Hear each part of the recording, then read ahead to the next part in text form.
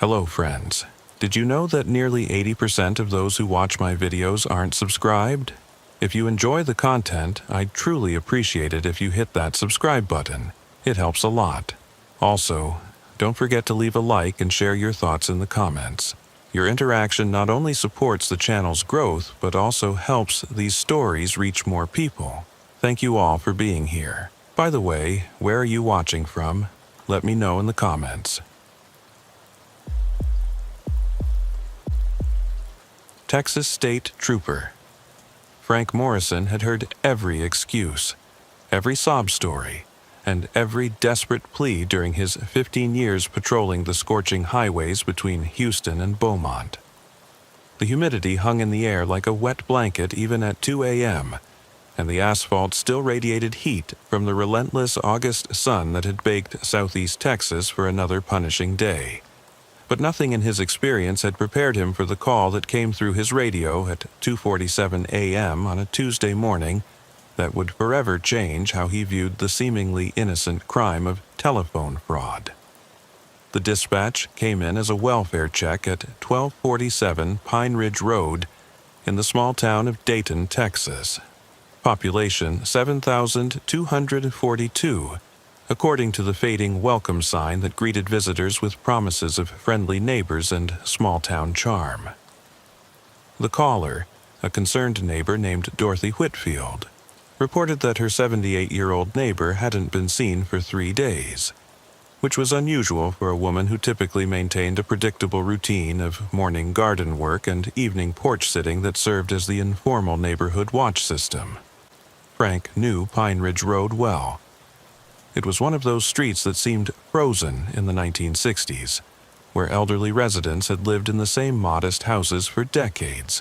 watching their neighborhood gradually change as younger families moved away and properties were subdivided or abandoned. The street was lined with aging oak trees that provided blessed shade during the brutal Texas summers, but also created pockets of darkness that could conceal activities both innocent and sinister. The house at 1247 was a small white frame structure with a well-maintained garden and a front porch that showed signs of regular use. Wind chimes hung motionless in the still night air, and a porch light burned steadily, suggesting that someone was either home or had left it on for security purposes. Frank approached the front door with the cautious optimism that characterized most welfare checks, hoping to find a resident who was simply tired or sick, rather than discovering something that would require a more complex investigation. His knocking produced no response, but he could hear the sound of a television playing inside the house, volume turned up high enough to be audible through the walls. This was not unusual in a house occupied by an elderly person who might have hearing difficulties, but it also meant that his knocking might not be audible to anyone inside the residence. Frank tried the doorbell, which produced a clear chiming sound inside the house, but still received no response from any occupants. After several attempts to make contact through conventional means, Frank decided to check the perimeter of the house for any signs of forced entry or unusual activity that might explain why the resident was not responding. The backyard was as well maintained as the front, with a small garden that showed recent care and a back porch that contained a lawn chair positioned to overlook the garden area. The back door was unlocked, which was not unusual in small Texas towns where many elderly residents still maintained the trusting habits of an earlier era. Frank called out as he entered, identifying himself as a police officer responding to a welfare check and requesting any occupants to make their presence known. The television was indeed playing loudly in the front room, a late-night movie channel showing an old western that seemed incongruous with the growing sense of unease that Frank felt as he explored the quiet house.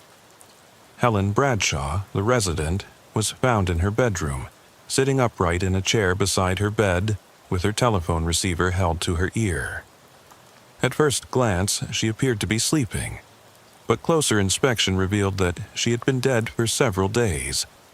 apparently having died while engaged in a telephone conversation that she believed involved a family emergency requiring immediate financial assistance. The phone was still active, connected to a number that Frank would later learn belonged to a sophisticated fraud operation that kept victims on the line for hours or even days, extracting banking information and personal details through carefully scripted conversations that exploited the victims' love for their grandchildren and their willingness to help family members in crisis situations. The crime scene told a story that would haunt Frank for years to come. Helen's bedroom contained evidence of frantic activity during her final hours. Bank statements scattered across her bed, checkbooks with multiple torn-out entries, and handwritten notes containing routing numbers and account information that she had apparently provided to the caller during what she believed was a desperate attempt to help her grandson Walter, who was supposedly in jail and needed bail money. The telephone conversation had continued for an estimated 72 hours, during which Helen had remained on the line almost continuously, receiving periodic updates about Walter's supposed legal situation and increasingly urgent requests for additional funds to address new complications in his case.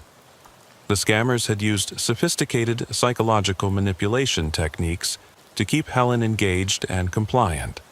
exploiting her natural concern for her grandson while gradually extracting access to her savings accounts and pension funds. What made the scene particularly disturbing was the evidence that Helen had died while still trying to help her grandson. Her final handwritten notes, found clutched in her free hand, contained additional bank account numbers and authorization codes that she had been preparing to provide when her heart apparently gave out from the stress and exhaustion of the prolonged fraud operation. The phone line was still active when Frank arrived, connected to what appeared to be an automated system that played periodic recordings designed to maintain the victim's attention and compliance. The recordings featured a young man's voice, allegedly Walter, pleading for continued assistance and thanking Helen for her help while expressing increasingly desperate concern about his legal situation and the consequences he would face without additional financial support.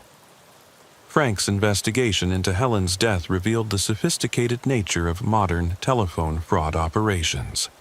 and the devastating impact they could have on vulnerable elderly victims who were isolated from family members and community support systems that might have recognized the signs of victimization. Helen's grandson Walter was alive and well, living in Oregon, and had no knowledge of his grandmother's death until contacted by investigators. The bank records showed that Helen had wired over $47,000 to various accounts during the 3-day conversation, representing virtually her entire life savings and the inheritance she had planned to leave to her grandchildren. The money had been transferred to accounts that were immediately closed, and the funds forwarded to additional accounts in a complex money laundering scheme that made recovery nearly impossible. But the most chilling aspect of the case was the realization that Helen had died believing she was helping her beloved grandson, never knowing that she was actually being victimized by criminals who had researched her family connections and used her love for Walter as a weapon against her. Her death had occurred while she was still on the phone with the scammers, who had continued their fraud operation even after she stopped responding to their requests. The investigation led Frank into the dark world of grandparent scams, where criminal organizations used publicly available social media information to research elderly victims and their family relationships, then crafted convincing emergency scenarios that exploited the victim's natural desire to help family members in crisis. The scammers had known Walter's name, his approximate age, his location, and enough personal details to make their story believable to a grandmother who had not spoken to him in several months. Working with federal investigators, Frank learned that Helen's case was part of a larger operation that had targeted hundreds of elderly victims across the Southwest, using similar techniques to extract millions of dollars from victims who believed they were helping family members with legal problems, medical emergencies, or other crisis situations that required immediate financial assistance. The scammers operated from call centers that moved frequently to avoid law enforcement detection, using voice-over Internet Protocol technology to disguise their actual locations while maintaining phone numbers that appeared to be local to their victims' areas. Their scripts were carefully crafted to create maximum emotional impact while minimizing the time victims had to think critically about the situations being described. The psychological manipulation techniques used in Helen's case were sophisticated and cruel, designed to keep victims emotionally engaged while gradually extracting financial information and access to their accounts. The scammers had used time pressure, family loyalty, and fear of consequences to prevent Helen from contacting other family members or seeking advice that might have revealed the fraudulent nature of the emergency. Frank's investigation revealed that the scammers had specifically targeted Helen because their research indicated she lived alone, had limited contact with other family members, and maintained substantial savings accounts that would be accessible through wired transfers. Her isolation made her an ideal victim for a prolonged fraud operation that required sustained psychological manipulation to be successful.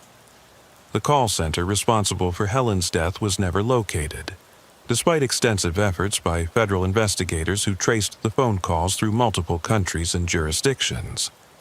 The complexity of the operation and its international scope made prosecution difficult, even when individual scammers were identified through voice recognition technology and communication intercepts. Frank attended Helen's funeral, where he met Walter, the grandson whose voice had been impersonated during the fatal phone calls. Walter's grief was compounded by guilt over his lack of recent contact with his grandmother, and his knowledge that her love for him had been used as a weapon against her by criminals who felt no remorse for destroying an elderly woman's final years. "She died trying to help me," Walter told Frank after the service, "but I didn't even know she was in trouble. The people who did this to her turned her love into a trap, and she walked into it because she cared about family more than she cared about protecting herself from strangers who would lie to her about people she loved." The case prompted Frank to begin educating elderly residents in his patrol area about grandparent scams and the techniques used by telephone fraudsters to exploit family relationships. He developed presentations for senior centers and community groups, explaining how scammers researched potential victims and crafted believable emergency scenarios that could fool even cautious individuals. But despite his educational efforts, Frank continued to encounter similar cases throughout his patrol area. The scammers adapted their techniques faster than law enforcement could develop countermeasures, using new technologies and psychological manipulation methods to stay ahead of prevention efforts while targeting an increasingly vulnerable elderly population that was isolated from family support systems and community connections. The most disturbing aspect of Helen's case was the realization that modern telephone technology had been weaponized to exploit the most basic human emotions: love for family and the desire to help others in crisis. The scammers had used Helen's virtues against her, turning her compassion and generosity into vulnerabilities that could be exploited for financial gain without regard for the human cost. 6 months after Helen's death, Frank responded to another welfare check, this time at 892 Elm Street, where 81-year-old Eugene Patterson was found in similar circumstances, having died while on the phone with scammers who convinced him that his granddaughter needed emergency medical funds. Eugene's case showed identical patterns to Helen's death, suggesting that the same criminal organization was continuing to operate with impunity. The pattern repeated with disturbing regularity throughout Frank's patrol area, as elderly residents fell victim to increasingly sophisticated telephone fraud operations that used research, psychology, and technology to create convincing emergency scenarios that exploited victims' love for their families. Each case showed the same tragic elements: isolation, manipulation, financial devastation, and death that occurred while victims believed they were helping loved ones. Frank's reports on grandparent scam deaths began attracting attention from federal agencies investigating organized fraud operations. But the international scope and technological sophistication of the criminal networks made prosecution difficult and prevention nearly impossible. The scammers operated with apparent immunity, protected by jurisdictional complications and the difficulty of tracing their operations across multiple countries and communication systems. The psychological impact on Frank was profound, as he realized that his traditional law enforcement training had not prepared him to deal with crimes that used love and family loyalty as weapons against vulnerable victims. The telephone fraudsters were committing murder by psychological manipulation, causing fatal stress and exhaustion in elderly victims who died believing they were saving family members from crisis situations that existed only in the criminals' carefully crafted scenarios. During one particularly disturbing case 3 months later, Frank discovered 73-year-old Ruth Blackwood dead in her living room, surrounded by empty prescription bottles. The coroner determined she had taken a fatal overdose of her heart medication while on the phone with scammers who were demanding she send additional money to help her grandson Gary, who they claimed was hospitalized after a car accident and needed funds for emergency surgery that insurance wouldn't cover. Ruth's phone records showed she had been on the line for nearly 18 hours, during which the scammers had systematically extracted information about her medical conditions, her medications, and her fears about her grandson's welfare. They had used her own health problems against her, suggesting that stress from Gary's situation might trigger her own cardiac episodes if she didn't act quickly to resolve the crisis. The prescription bottles found around Ruth's body had been emptied in what appeared to be a desperate attempt to calm her heart, palpitations, and anxiety during the prolonged phone conversation. The scammers had continued talking to her even as she became increasingly incoherent, encouraging her to take more medication to calm down so she could focus on helping Gary with his medical emergency. Frank's investigation revealed that Ruth had wired over $35,000 to the scammers during the 18-hour conversation, liquidating her retirement accounts and borrowing against her home's equity to generate the funds they claimed were needed for Gary's medical care. The real Gary was contacted in California, where he was working as a software engineer and had no knowledge of his grandmother's death until investigators informed him. They turned her own medicine into a weapon, Gary told Frank during Ruth's funeral. She was so scared about what might happen to me that she poisoned herself trying to calm down enough to save someone who was never in danger. They killed her with kindness, making her think she was helping family when she was actually helping the people who were murdering her. The sophistication of these operations became even more apparent when Frank investigated the death of 69-year-old Margaret Foster, who had been found dead in her garage,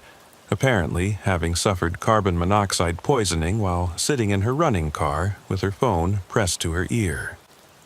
Margaret had been on the line with scammers for over 12 hours, during which they convinced her that her granddaughter Betty was being held hostage by drug dealers who would kill her unless ransom money was provided immediately. The scammers had instructed Margaret to go to her garage for privacy during the sensitive financial transactions, then had kept her on the line while she wired money from her car, using her mobile banking application. They had encouraged her to keep the car running for warmth during the long financial process, never mentioning the danger of carbon monoxide poisoning in an enclosed space. Margaret's bank records showed she had transferred over $52,000 to various accounts during the 12-hour period, with the transactions becoming increasingly erratic as carbon monoxide poisoning affected her judgment and coordination. The final transaction, attempted just minutes before her death, was incomplete due to her inability to properly enter the required security codes. The real Betty, contacted in Arizona, where she was teaching elementary school, was devastated to learn that her grandmother had died believing she was in mortal danger. "She died thinking she was saving my life," Betty sobbed during their phone conversation. But the only people who wanted to hurt me were the ones she was trying to protect me from. They used her love for me to kill her, and I didn't even know she was in trouble. Frank's investigation into Margaret's death revealed that the scammers had researched her family extensively, knowing that Betty had previously struggled with substance abuse issues that had been discussed in social media posts by concerned family members. This information had been used to craft a convincing hostage scenario that played on Margaret's known concerns about her granddaughter's safety and past associations with dangerous individuals. The psychological profiles developed for these cases showed that the scammers specifically targeted elderly individuals who were isolated, had limited contact with family members, and maintained substantial financial assets that could be accessed through electronic transfers. They used sophisticated research techniques to gather personal information about potential victims and their family relationships, creating detailed dossiers that allowed them to craft convincing emergency scenarios tailored to each victim's specific vulnerabilities and concerns. Frank's patrol area had become a hunting ground for these criminal organizations, which used the isolation and trust of rural Texas communities as weapons against elderly residents who had no reason to suspect that their telephones had become tools of sophisticated psychological warfare. The crimes were particularly cruel because they used the victims' best qualities, their love for family and their willingness to sacrifice for others, as the mechanisms of their own destruction. The investigation expanded when Frank discovered that similar deaths were occurring throughout East Texas, with a pattern that suggested coordinated operations targeting elderly residents in rural communities where limited law enforcement resources made detection and investigation more difficult. The scammers appeared to be working from lists of potential victims that had been compiled through data mining operations that identified elderly individuals with specific demographic and financial characteristics. Working with federal investigators, Frank learned that the grandparent scam operations responsible for these deaths were part of larger criminal enterprises that generated hundreds of millions of dollars annually through telephone fraud targeting elderly Americans. The operations were typically based in foreign countries with limited extradition agreements, making prosecution nearly impossible even when specific individuals were identified through voice recognition technology and communication intercepts. The automated systems used by these operations were sophisticated enough to continue functioning even when victims died during the phone calls, with recorded messages and interactive response systems that could maintain the fiction of ongoing emergencies for hours or even days after victims had stopped responding. This technological persistence meant that evidence of the crimes often remained active when law enforcement arrived at crime scenes, providing detailed records of the psychological manipulation that had led to each victim's death. Frank's reports on these cases began attracting attention from national media outlets, highlighting the growing epidemic of telephone fraud targeting elderly Americans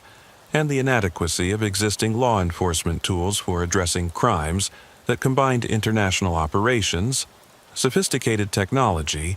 and psychological manipulation in ways that traditional investigative techniques were not equipped to handle. The emotional toll on Frank was severe, as he struggled to understand how criminals could systematically exploit love and family loyalty for financial gain without regard for the human suffering they caused.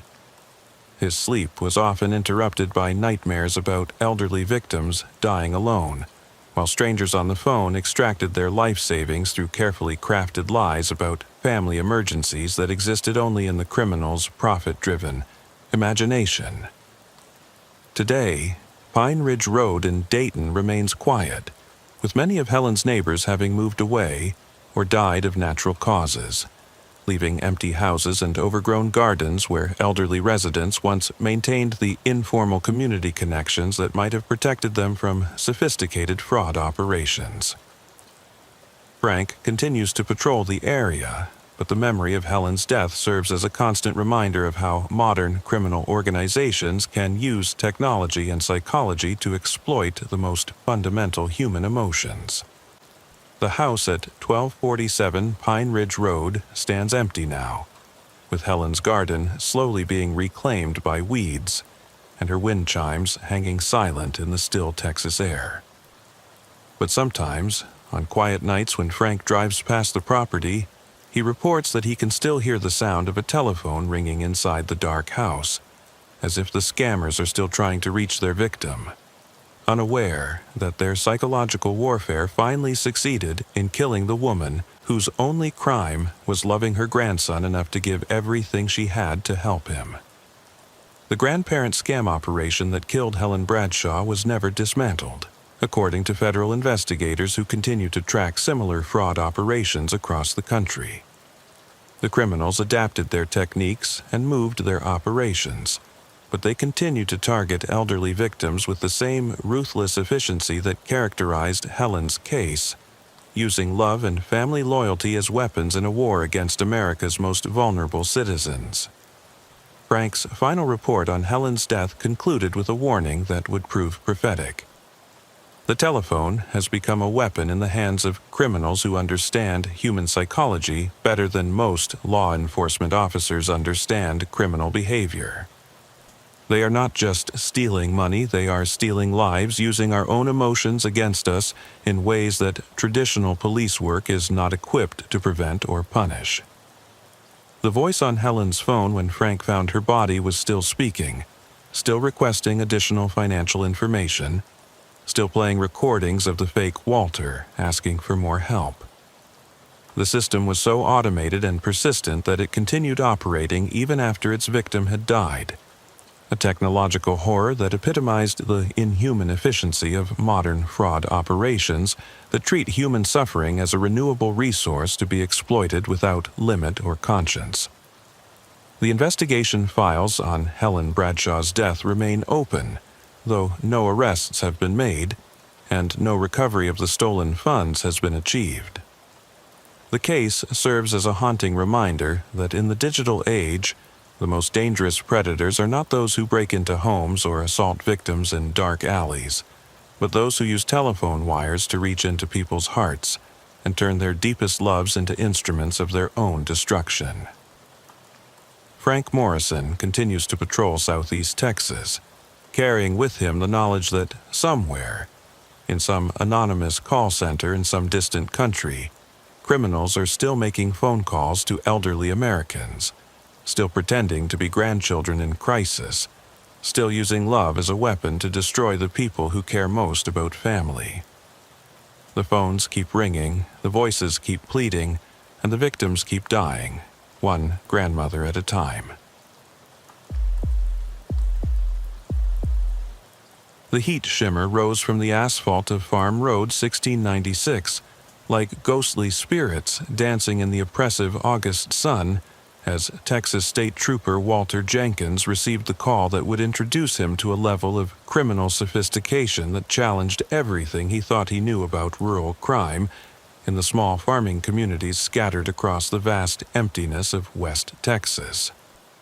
It was 3:17 p.m. on a Thursday when dispatch requested him to respond to 4829 County Road 47, where an elderly farmer had apparently suffered a fatal heart attack during what neighbors described as an increasingly agitated phone conversation about unpaid taxes and federal agents who were supposedly en route to his property to seize his assets. County Road 47 stretched through cotton fields that extended to the horizon, broken only by the occasional oil derrick or abandoned farmhouse that served as monuments to families who had worked this harsh land for generations before. Economic pressures or failing health forced them to abandon their dreams of agricultural independence. The road itself was a narrow ribbon of cracked asphalt that had been patched repeatedly over the decades, creating a surface that resembled a quilt made of tar and good intentions.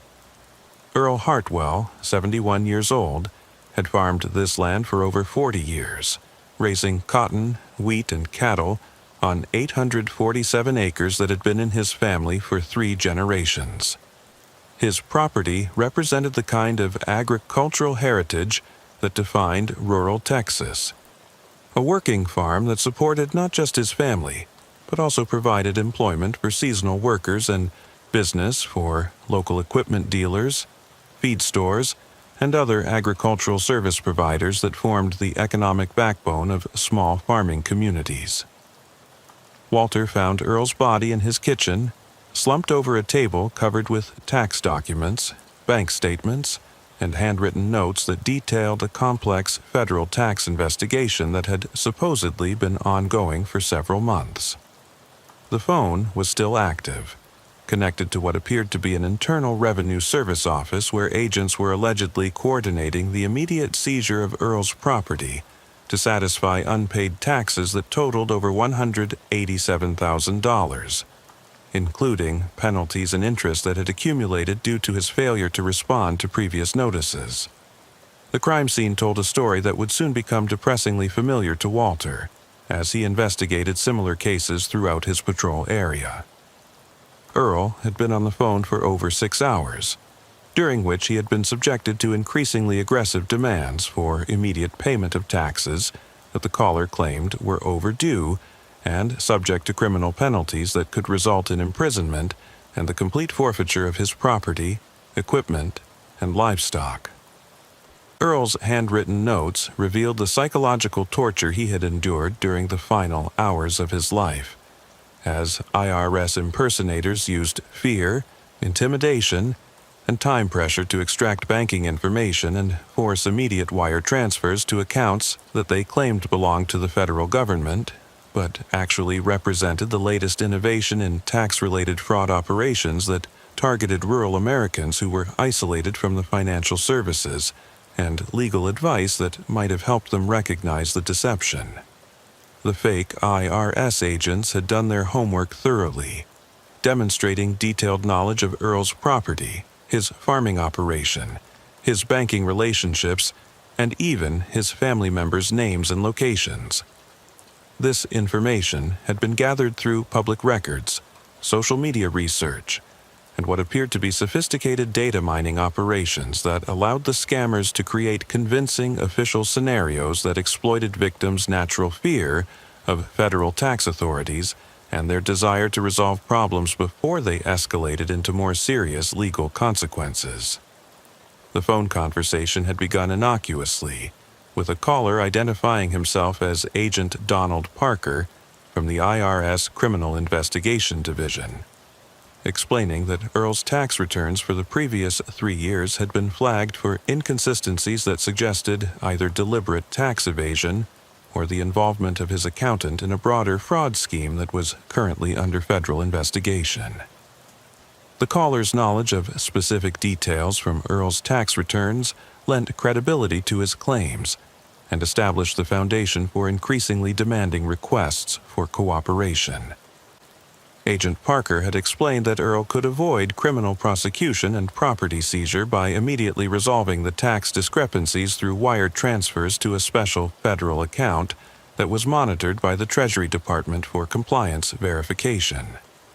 The urgency was created by claims that federal agents were already en route to Earl's property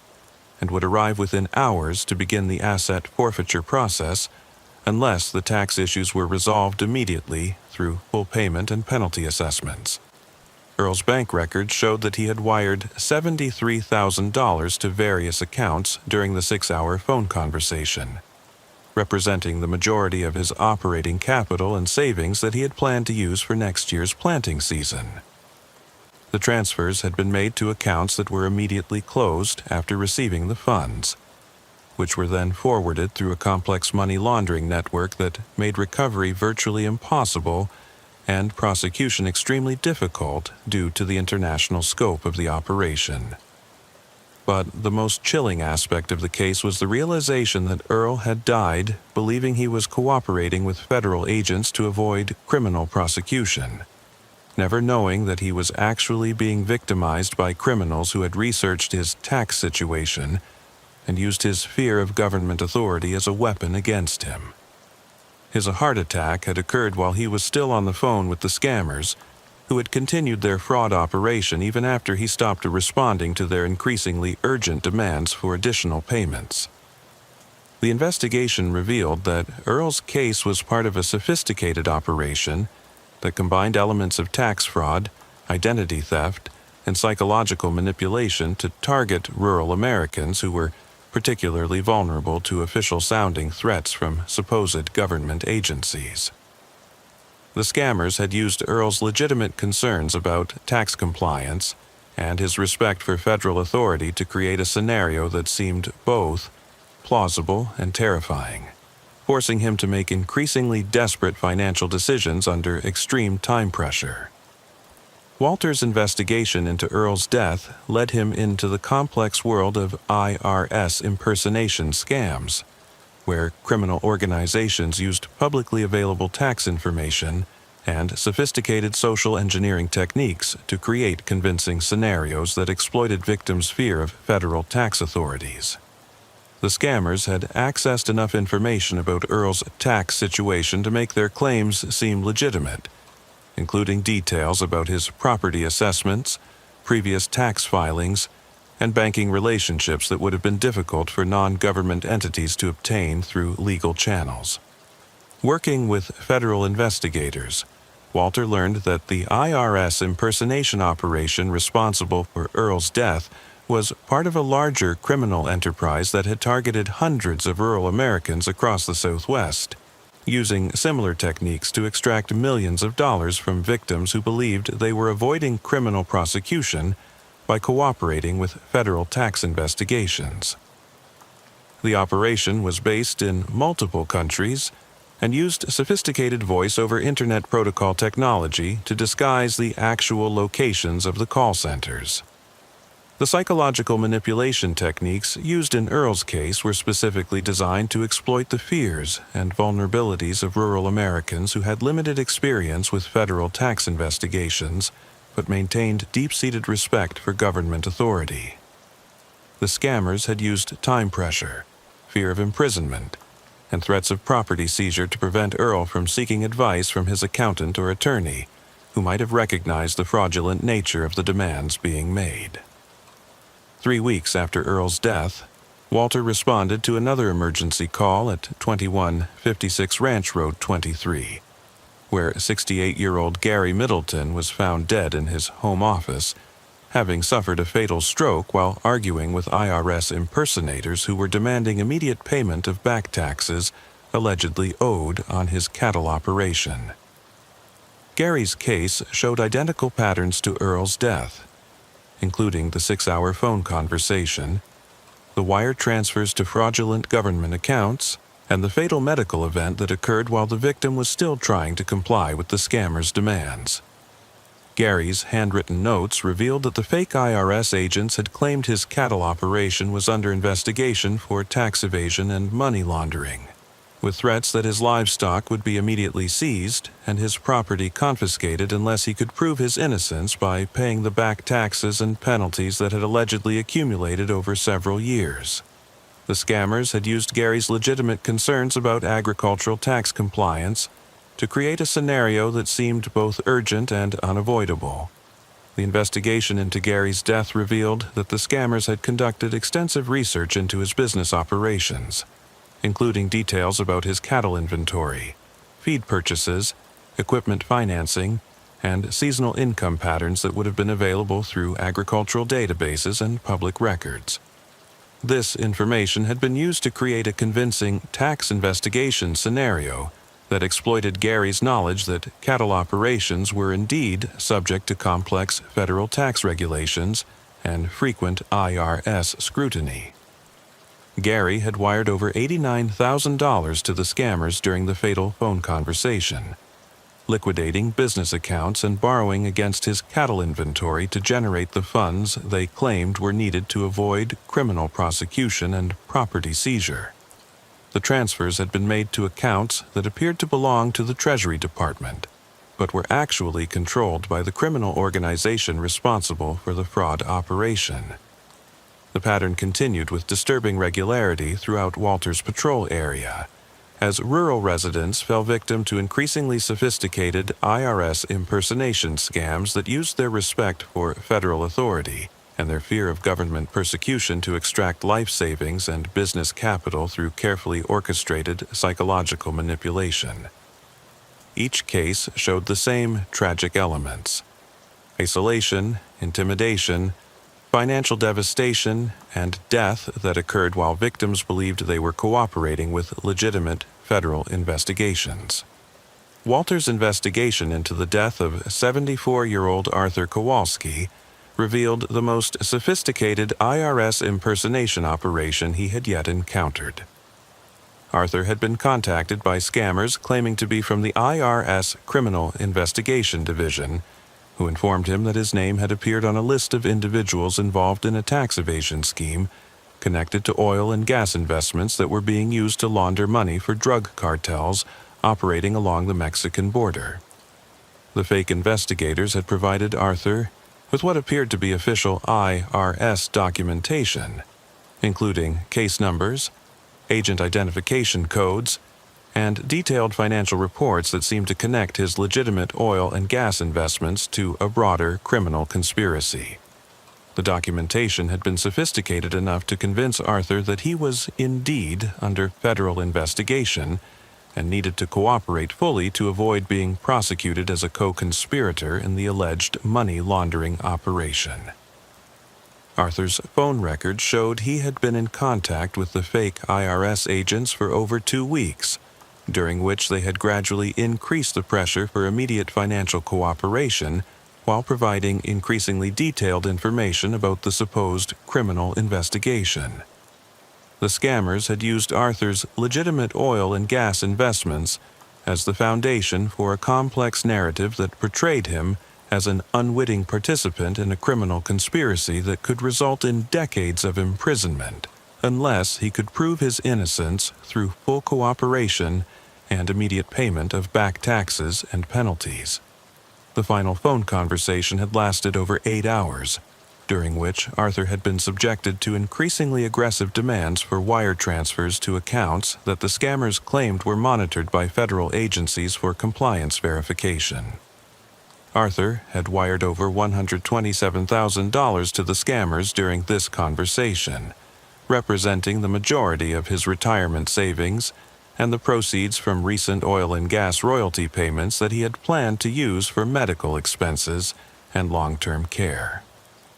Arthur's death had occurred while he was still on the phone with the scammers, apparently suffering a heart attack brought on by the stress and exhaustion of the prolonged fraud operation.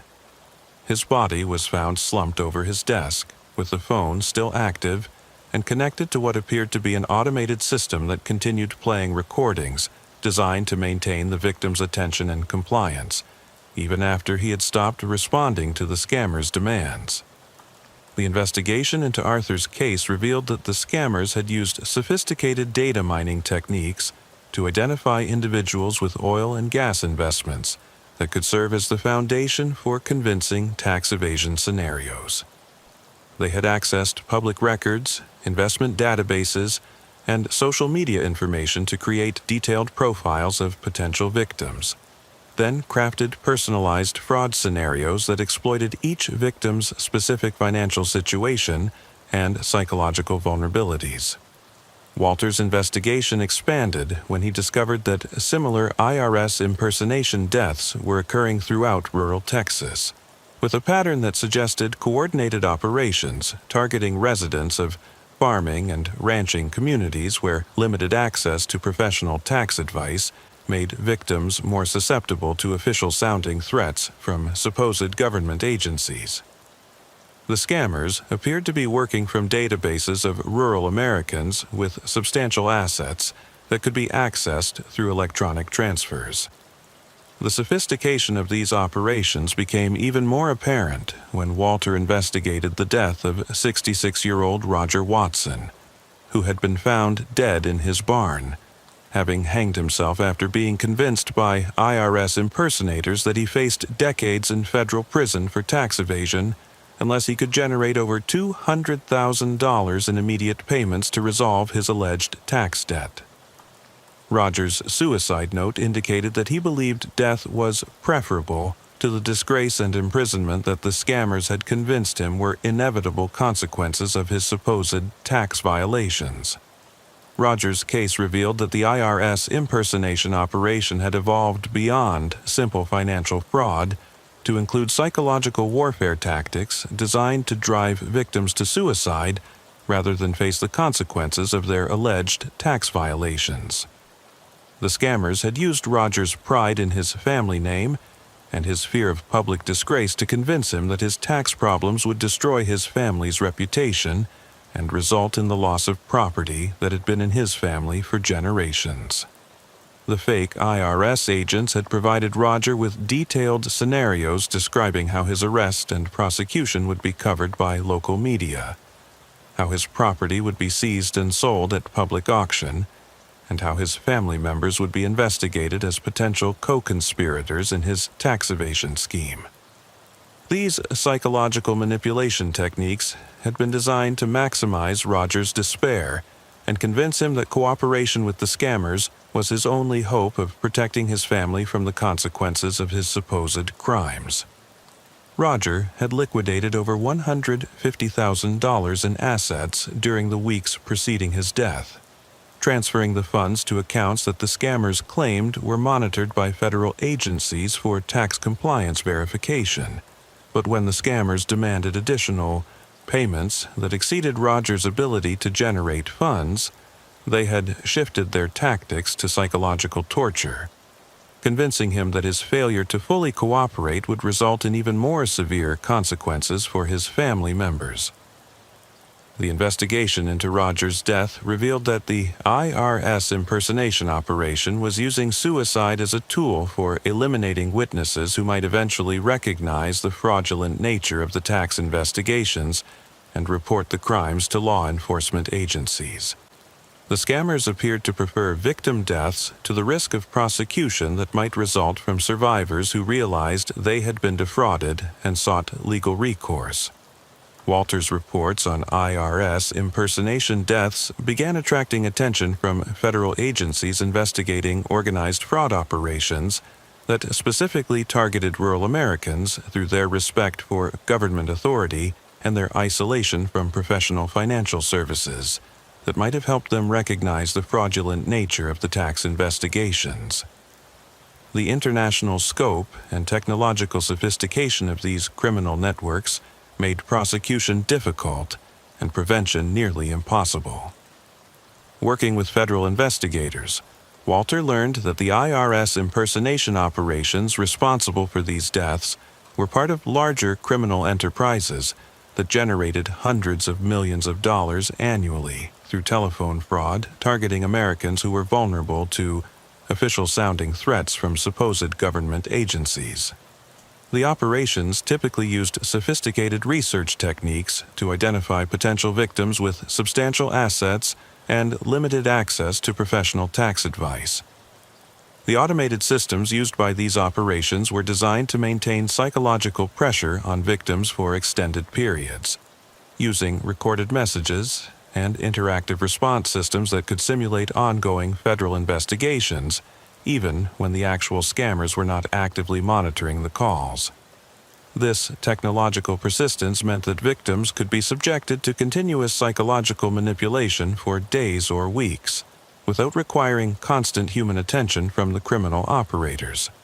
The psychological profiles developed for these cases showed that the scammers specifically targeted rural Americans who combined substantial assets with limited experience dealing with federal agencies, creating ideal conditions for fraud operations that relied on victims' respect for government authority and their fear of criminal prosecution. The isolation of rural communities made it less likely that victims would seek advice from others who might have recognized the fraudulent nature of the supposed tax investigations. The investigation took a disturbing turn when Walter discovered the death of 72-year-old Raymond Foster, found in his home office with multiple gunshot wounds that appeared to be self-inflicted after a 10-hour phone conversation with IRS impersonators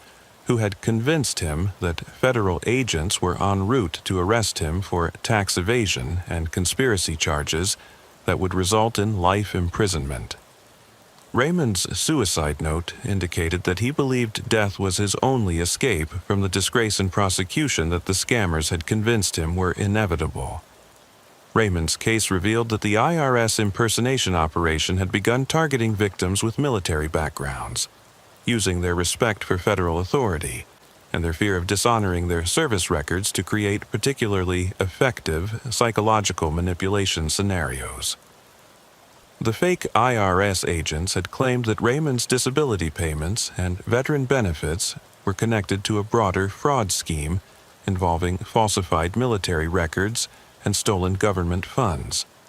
The scammers had used Raymond's pride in his military service to convince him that his arrest would not only result in criminal prosecution,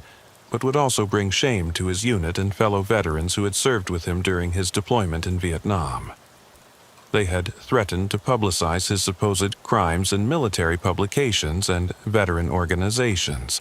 creating a scenario where death seemed preferable to the public humiliation that would result from his exposure as a tax evader and military fraudster.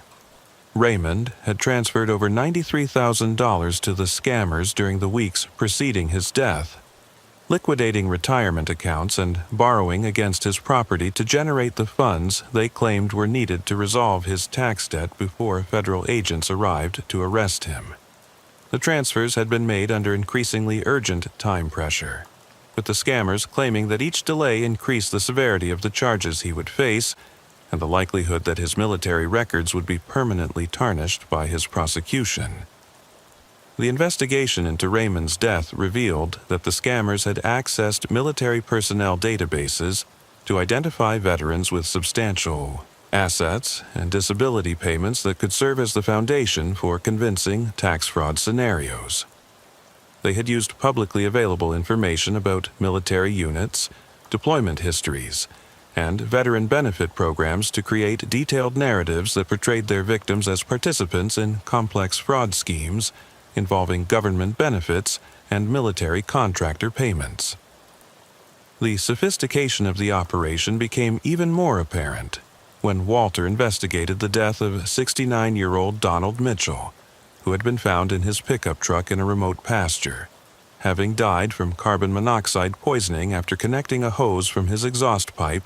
to the interior of the vehicle while still on the phone with IRS impersonators who had convinced him that his ranching operation was being used to launder drug money for Mexican cartels. Donald's phone records showed he had been in contact with the fake IRS agents for nearly 3 weeks, during which they had gradually built a case that portrayed his legitimate cattle sales as part of a money laundering scheme that involved purchasing cattle with drug proceeds and then selling them to legitimate buyers to convert illegal funds into clean money. The scammers had used Donald's legitimate business relationships with Mexican cattle buyers to create a convincing narrative that connected his ranching operation to international drug trafficking organizations. The fake investigators had provided Donald with what appeared to be official documentation, showing that his cattle sales had been flagged by multiple federal agencies as suspicious financial transactions that matched patterns associated with known money laundering operations. They had claimed that his failure to report these transactions properly had made him a co-conspirator in the drug trafficking scheme, and subject to prosecution under federal racketeering laws that carried mandatory prison sentences.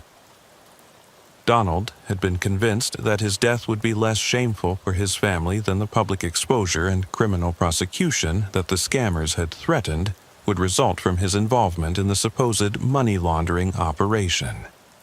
His suicide note indicated that he believed his death would prevent federal agents from seizing his ranch and prosecuting his family members as potential co-conspirators in the drug trafficking scheme. The investigation revealed that Donald had wired over $167,000 to the scammers during the 3-week period, representing the majority of his operating capital and savings that he had accumulated over decades of successful ranching. The funds had been transferred to accounts that appeared to belong to federal agencies but were actually controlled by the criminal organization responsible for the sophisticated fraud operation. Walter's investigation expanded to include the death of 75-year-old Ralph Harrison, who had suffered a fatal heart attack while attempting to gather documents requested by IRS impersonators who claimed his farm equipment purchases were connected to a tax evasion scheme involving falsified depreciation claims and fraudulent business expenses. Ralph had been found in his barn, collapsed among scattered financial records that he had been organizing in response to the scammers' demands for documentation to support his supposed defense against federal tax charges. Ralph's case revealed that the IRS impersonation operation had begun using victims' own financial records against them, claiming that legitimate business expenses and equipment purchases showed patterns that indicated systematic tax fraud. The scammers had used Ralph's detailed record-keeping and his legitimate efforts to maximize his tax deductions to create a narrative that portrayed his careful financial management as evidence of criminal intent to defraud the government. The fake IRS agents had claimed that Ralph's depreciation schedules for farm equipment showed impossible patterns that could only have been created through deliberate falsification of purchase dates and equipment values. They had used his legitimate confusion about complex agricultural tax regulations to convince him that his honest mistakes in calculating depreciation had been interpreted by federal investigators as evidence of systematic fraud that warranted criminal prosecution. Ralph had spent his final hours attempting to organize financial records that would prove his innocence to the supposed federal investigators. But the stress and physical exertion of searching through decades of farm records had triggered the heart attack that killed him, while he was still trying to demonstrate that his tax filings had been honest and accurate. The investigation into Ralph's death revealed that the scammers had used agricultural tax databases and equipment financing records to identify farmers with substantial equipment investments that could serve as the foundation for convincing tax fraud scenarios. They had accessed information about depreciation schedules, equipment values, and financing arrangements to create detailed accusations that would be difficult for victims to immediately disprove without extensive documentation. The psychological warfare tactics used in these cases were designed to exploit the pride and integrity that rural Americans typically associated with honest business practices and accurate tax compliance. The scammers had turned victims' own honesty and attention to detail into weapons against them, using their legitimate efforts to follow tax regulations as evidence that they were actually engaged in sophisticated fraud schemes. Walter's patrol area had become a killing field for IRS impersonation scams that were systematically targeting rural Americans through their respect for the federal authority and their fear of government persecution. The crimes were particularly cruel because they used victims' own integrity and law-abiding nature as the mechanisms of their destruction, convincing honest citizens that their efforts to comply with tax regulations were actually evidence of criminal intent. The investigation revealed that the IRS impersonation operation was part of a larger criminal enterprise that had identified rural Americans as particularly vulnerable to telephone fraud involving government authority figures. The combination of substantial assets, limited access to professional advice, and deep respect for federal agencies created ideal conditions for fraud operations that could extract large sums of money while maintaining psychological control over victims for extended periods.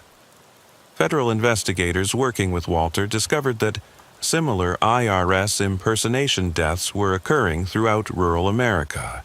with a pattern that suggested coordinated operations targeting agricultural communities where victims were isolated from the professional services and social support systems that might have helped them recognize the fraudulent nature of the supposed tax investigations.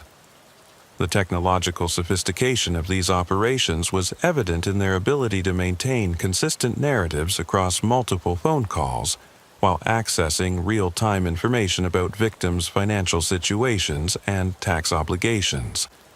The scammers used voice-over Internet protocol technology, automated response systems, and sophisticated data mining techniques to create convincing federal investigation scenarios that could be sustained for weeks or months without detection.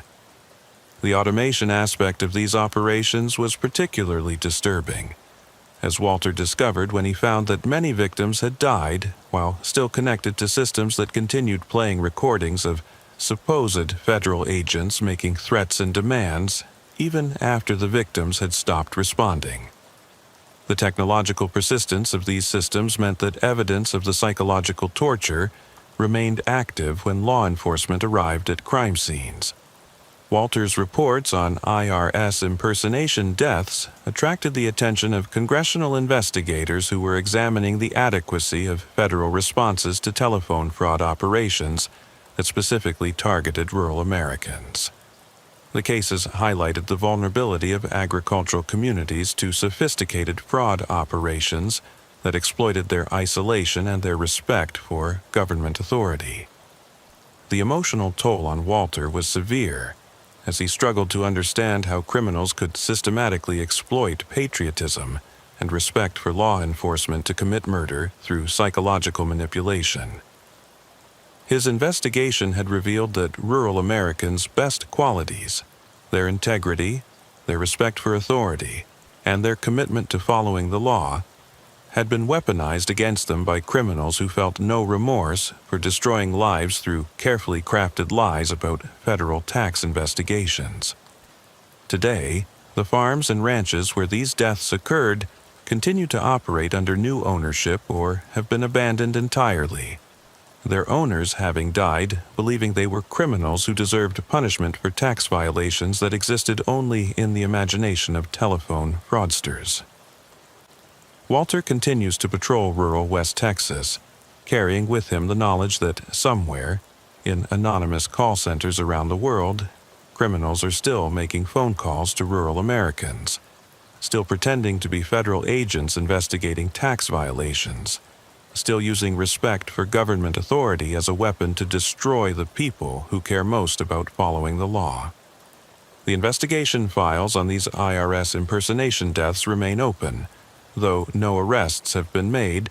and no recovery of stolen funds has been achieved. The cases serve as a haunting reminder that in an era of sophisticated international crime, the most dangerous predators are those who understand how to exploit the trust and integrity that form the foundation of rural American communities. The farms stand empty now, their owners having paid the ultimate price for believing that cooperation with supposed federal authorities was more important than protecting themselves from strangers who used official-sounding titles and government agency names to commit murder by telephone. The taxmen came calling, but they were never real, and by the time their victims realized the truth, it was already too late to save themselves from the financial and psychological warfare that had turned their own honesty into the instrument of their destruction. The scorching September heat had already driven most sensible people indoors by the time Texas State Trooper Earl Davidson received the dispatch that would introduce him to a predator who used the promise of safety and security as bait for the most vulnerable residents of the small East Texas towns scattered like forgotten coins across the Piney Woods region. It was 4:23 p.m. when the call came through his radio, requesting him to respond to 627 Magnolia Street in the town of Jefferson, population 2,106, where an elderly resident had been found dead under circumstances that the local medical examiner described as suspicious but not immediately explainable. Jefferson was one of those small Texas towns that seemed suspended in time, where antebellum mansions lined tree-shaded streets, and tourists came to ride steamboats on Big Cypress Bayou, while imagining what life had been like when the town served as a major river port, connecting East Texas to markets in New Orleans and beyond. But beneath the carefully maintained historical facade, Jefferson struggled with the same problems that plagued many small southern towns: an aging population, limited economic opportunities, and the isolation that made residents vulnerable to predators who understood how to exploit trust and community connections for criminal purposes. The house at 627 Magnolia Street was a modest Victorian cottage painted white with green trim, surrounded by a garden that showed the careful attention of someone who took pride in maintaining their property despite the challenges of age and limited mobility. The front porch contained 2 rocking chairs positioned to overlook the street, suggesting that the resident had enjoyed watching neighborhood activities and maintaining the informal social connections that characterized small-town life in East Texas. Earl found Dorothy Patterson, 79 years old, in her living room, seated in her favorite armchair with a cup of cold coffee on the table beside her and a stack of home security brochures spread across her lap. At first glance, she appeared to be napping, but closer inspection revealed that she had been dead for several days, apparently having suffered a heart attack while reviewing information about security systems that she had been considering for her home. The crime scene told a story that would become increasingly familiar to Earl as he investigated similar cases throughout his patrol area. Dorothy's living room contained evidence of recent visits from door-to-door salespeople who had been marketing sophisticated home security systems to elderly residents, using fear of crime and promises of safety to extract substantial upfront payments for equipment and services that were either never installed or functioned poorly when they were actually provided. The security brochures found in Dorothy's lap detailed an elaborate system that promised comprehensive protection against burglary, home invasion, medical emergencies, and fire hazards through a combination of sensors, cameras, monitoring services,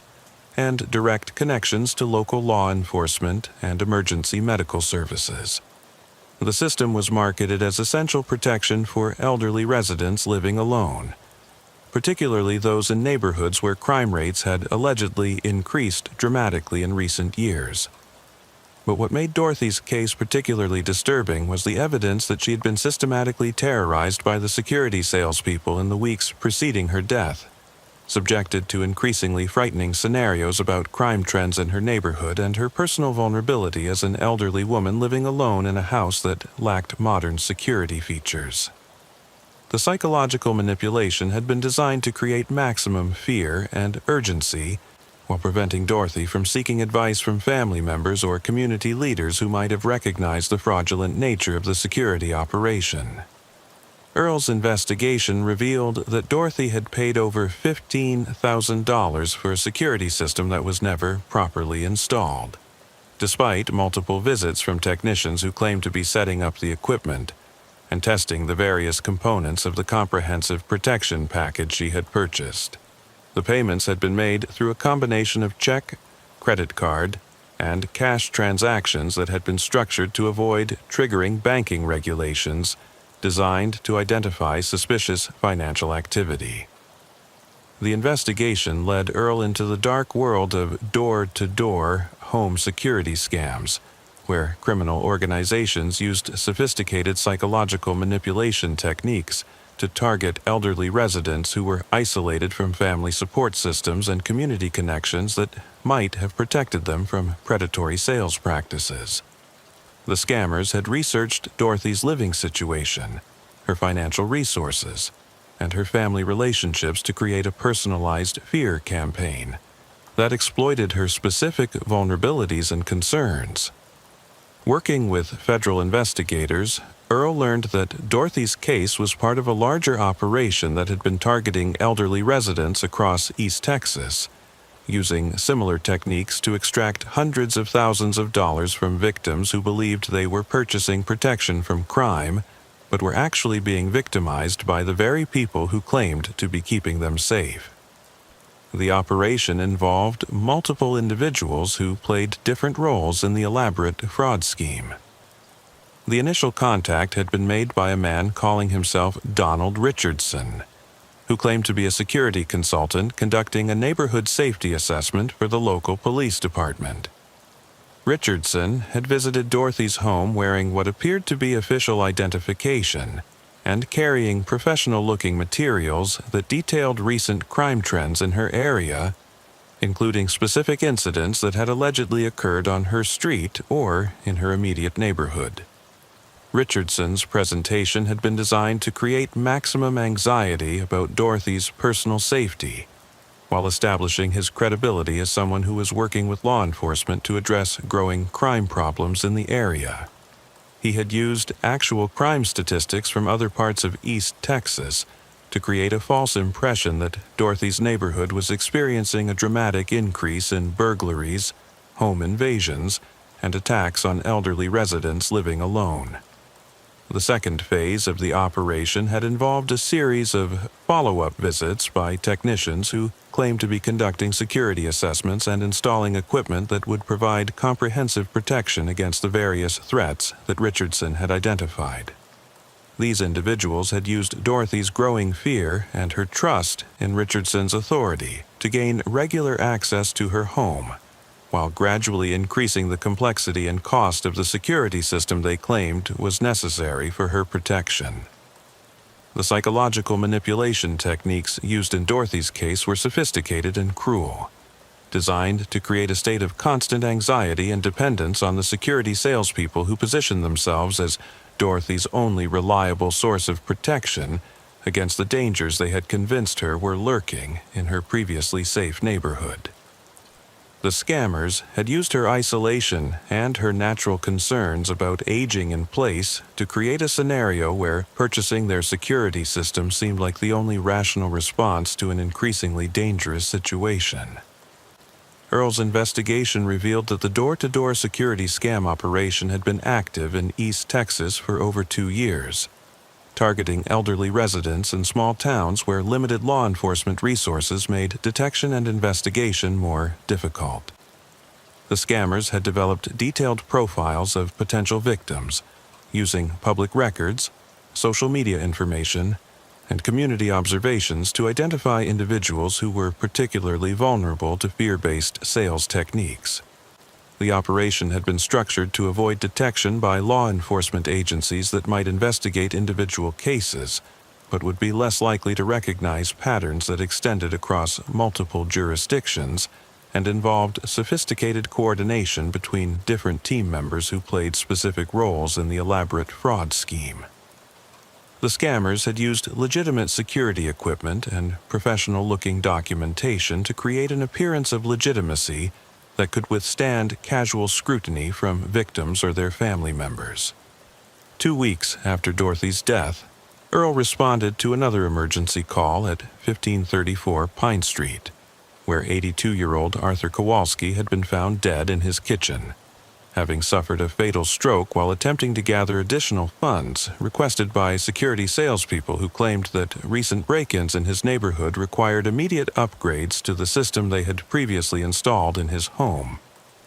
Arthur's case revealed that the door-to-door security scam operation had evolved to include ongoing exploitation of previous victims through claims that their security systems required expensive upgrades or additional components to address new threats that had developed since the original installation. The scammers had used Arthur's trust in their previous work and his growing fear of crime to extract additional payments for equipment and services that were never actually provided. The investigation into Arthur's death showed that he had paid over $23,000 for security system installations and upgrades over the course of 8 months, representing the majority of his fixed income and savings that he had accumulated during decades of work as a mechanic and small business owner. The payments had been extracted through a series of increasingly urgent requests for additional funds to address security threats that the scammers claimed were specific to his property and personal situation. Arthur's handwritten notes, found scattered around his kitchen, documented the fear and confusion he had experienced as the security salespeople continued to identify new vulnerabilities and security gaps that required immediate attention and additional financial investment. The notes revealed that Arthur had been convinced that his previous security installations were inadequate to address evolving criminal techniques, and that failure to upgrade his system would leave him completely defenseless against burglars who had allegedly been targeting homes in his neighborhood. The scammers had used Arthur's previous payments as evidence that he understood the importance of security and was committed to protecting himself from the various threats they had identified. They had positioned additional purchases as logical extensions of his existing security investment, rather than separate transactions, making it easier for Arthur to justify the continuing financial commitments they requested. The pattern continued with disturbing regularity throughout Earl's patrol area, as elderly residents fell victim to increasingly sophisticated door-to-door security scams that used their natural concerns about safety and their isolation from family support systems to extract life savings through carefully orchestrated fear campaigns. Each case showed the same tragic elements: isolation, manipulation, financial exploitation, and medical emergencies that occurred while victims were trying to generate additional funds for security systems that provided no actual protection.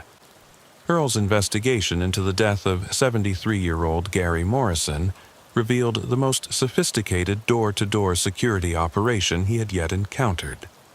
Gary had been contacted by scammers claiming to represent a security company that was working with local law enforcement to install advanced monitoring systems in the homes of elderly residents who had been identified as potential targets for a criminal organization that specialized in robbing and assaulting senior citizens.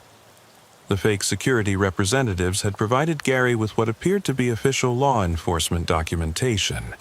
including incident reports, criminal profiles, and strategic plans that seemed to connect his home to a broader crime prevention initiative being coordinated by multiple agencies. The documentation had been sophisticated enough to convince Gary that he was indeed at risk and needed to cooperate with the security installation to protect both himself and the broader law enforcement operation. Gary's phone records showed he had been in regular contact with the fake security representatives for over 6 weeks,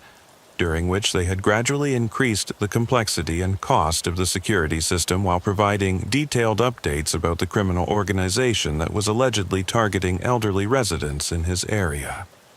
The scammers had used Gary's patriotic desire to cooperate with law enforcement to extract over $31,000 for security equipment and monitoring services that were never actually provided. The investigation into Gary's death revealed that the scammers had used sophisticated research techniques to identify elderly residents with military backgrounds who would be particularly responsive to official-sounding requests for cooperation with law enforcement activities. They had used Gary's respect for authority and his desire to protect his community to create a scenario where purchasing their security system seemed like both a personal necessity and a civic duty. The final phase of Gary's victimization had involved claims that the criminal organization was specifically targeting homes with partial security installations, making it essential for him to complete the full system installation immediately to avoid becoming a priority target for criminals who were looking for homes with incomplete or inadequate security measures. Gary had suffered his fatal heart attack while attempting to gather additional funds for the final phase of the security installation that the scammers claimed was necessary to protect his life. Earl's investigation expanded when he discovered that similar door-to-door security scam deaths were occurring throughout East Texas, with a pattern that suggested coordinated operations targeting elderly residents in small towns where limited access to consumer protection services made victims more susceptible to sophisticated fraud schemes involving home security products and services. The sophistication of these operations became even more apparent when Earl investigated the death of 71-year-old Roger Watson, who had been found in his garage, having suffered carbon monoxide poisoning while running his car engine to power a portable heater that security salespeople had convinced him to use while they conducted overnight testing of motion sensors that had allegedly been installed throughout his property. Roger's case revealed that the door-to-door security scam operation had evolved to include elaborate installation procedures that required victims to modify their daily routines and living arrangements to accommodate the supposed security equipment being installed in their homes. The scammers had used these procedures to maintain continuous contact with their victims while creating opportunities for additional exploitation and financial extraction. The investigation revealed that Roger had been convinced that proper testing of his security system required him to simulate normal daily activities, while technicians monitored the sensors and cameras from various locations throughout his property. The testing procedures had been designed to be uncomfortable and disruptive, creating conditions where victims would be eager to complete the installation process as quickly as possible, without questioning the legitimacy of the equipment or services being provided. Roger had paid over $19,000 for a security system that existed primarily in the form of non-functional props that had been strategically placed throughout his home to create the appearance of a comprehensive installation while providing no actual security benefits. The fake equipment had been sophisticated enough to pass casual inspection, but was designed primarily for psychological manipulation rather than functional security monitoring. The psychological warfare tactics used in these cases were designed to exploit the fear and vulnerability that many elderly Americans experienced as they aged in communities where traditional social support systems had been weakened by demographic changes and economic pressures. The scammers had turned victims' desire for safety and security into weapons against them, using their natural concerns about crime and personal safety to justify financial exploitation that ultimately made them less secure rather than more protected. Earl's patrol area had become a hunting ground for door-to-door security scams that were systematically targeting elderly residents through their fear of crime and their desire to remain safely in their own homes despite the challenges of aging in place. The crimes were particularly cruel because they used victims' legitimate concerns about personal safety as the foundation for elaborate psychological manipulation that ultimately increased their vulnerability rather than providing the protection they sought. The investigation revealed that the door-to-door security scam operation was part of a larger criminal enterprise that had identified elderly residents of small towns as particularly vulnerable to fraud schemes involving home security products and services. The combination of social isolation, fixed incomes that provided substantial savings, and limited access to consumer protection resources created ideal conditions for predatory sales operations that could extract large sums of money while maintaining psychological control over victims for extended periods. Federal investigators working with Earl discovered that the security scam operations responsible for these deaths were using sophisticated marketing techniques borrowed from legitimate security companies,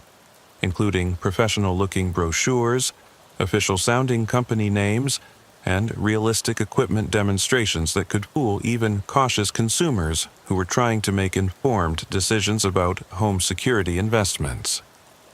The automation aspect of these operations was evident in their ability to maintain consistent narratives across multiple visits while adapting their sales techniques to each victim's specific concerns and financial situation. The scammers used detailed victim profiles, scripted presentation materials, and coordinated team approaches to create convincing security installation scenarios that could be sustained for months without detection. Earl's reports on door-to-door security scam deaths attracted attention from state consumer protection agencies that were investigating the adequacy of existing regulations governing door-to-door sales practices, particularly those targeting elderly residents who might be vulnerable to high-pressure sales techniques and misleading product claims.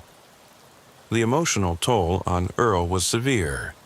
as he realized that his traditional law enforcement training had not prepared him to deal with crimes that used the promise of safety and security as weapons against vulnerable victims who were seeking protection from the very dangers that their attackers had convinced them were threatening their lives. Today, the small towns of East Texas continue to struggle with the legacy of these door-to-door security scams, as elderly residents who survived similar victimization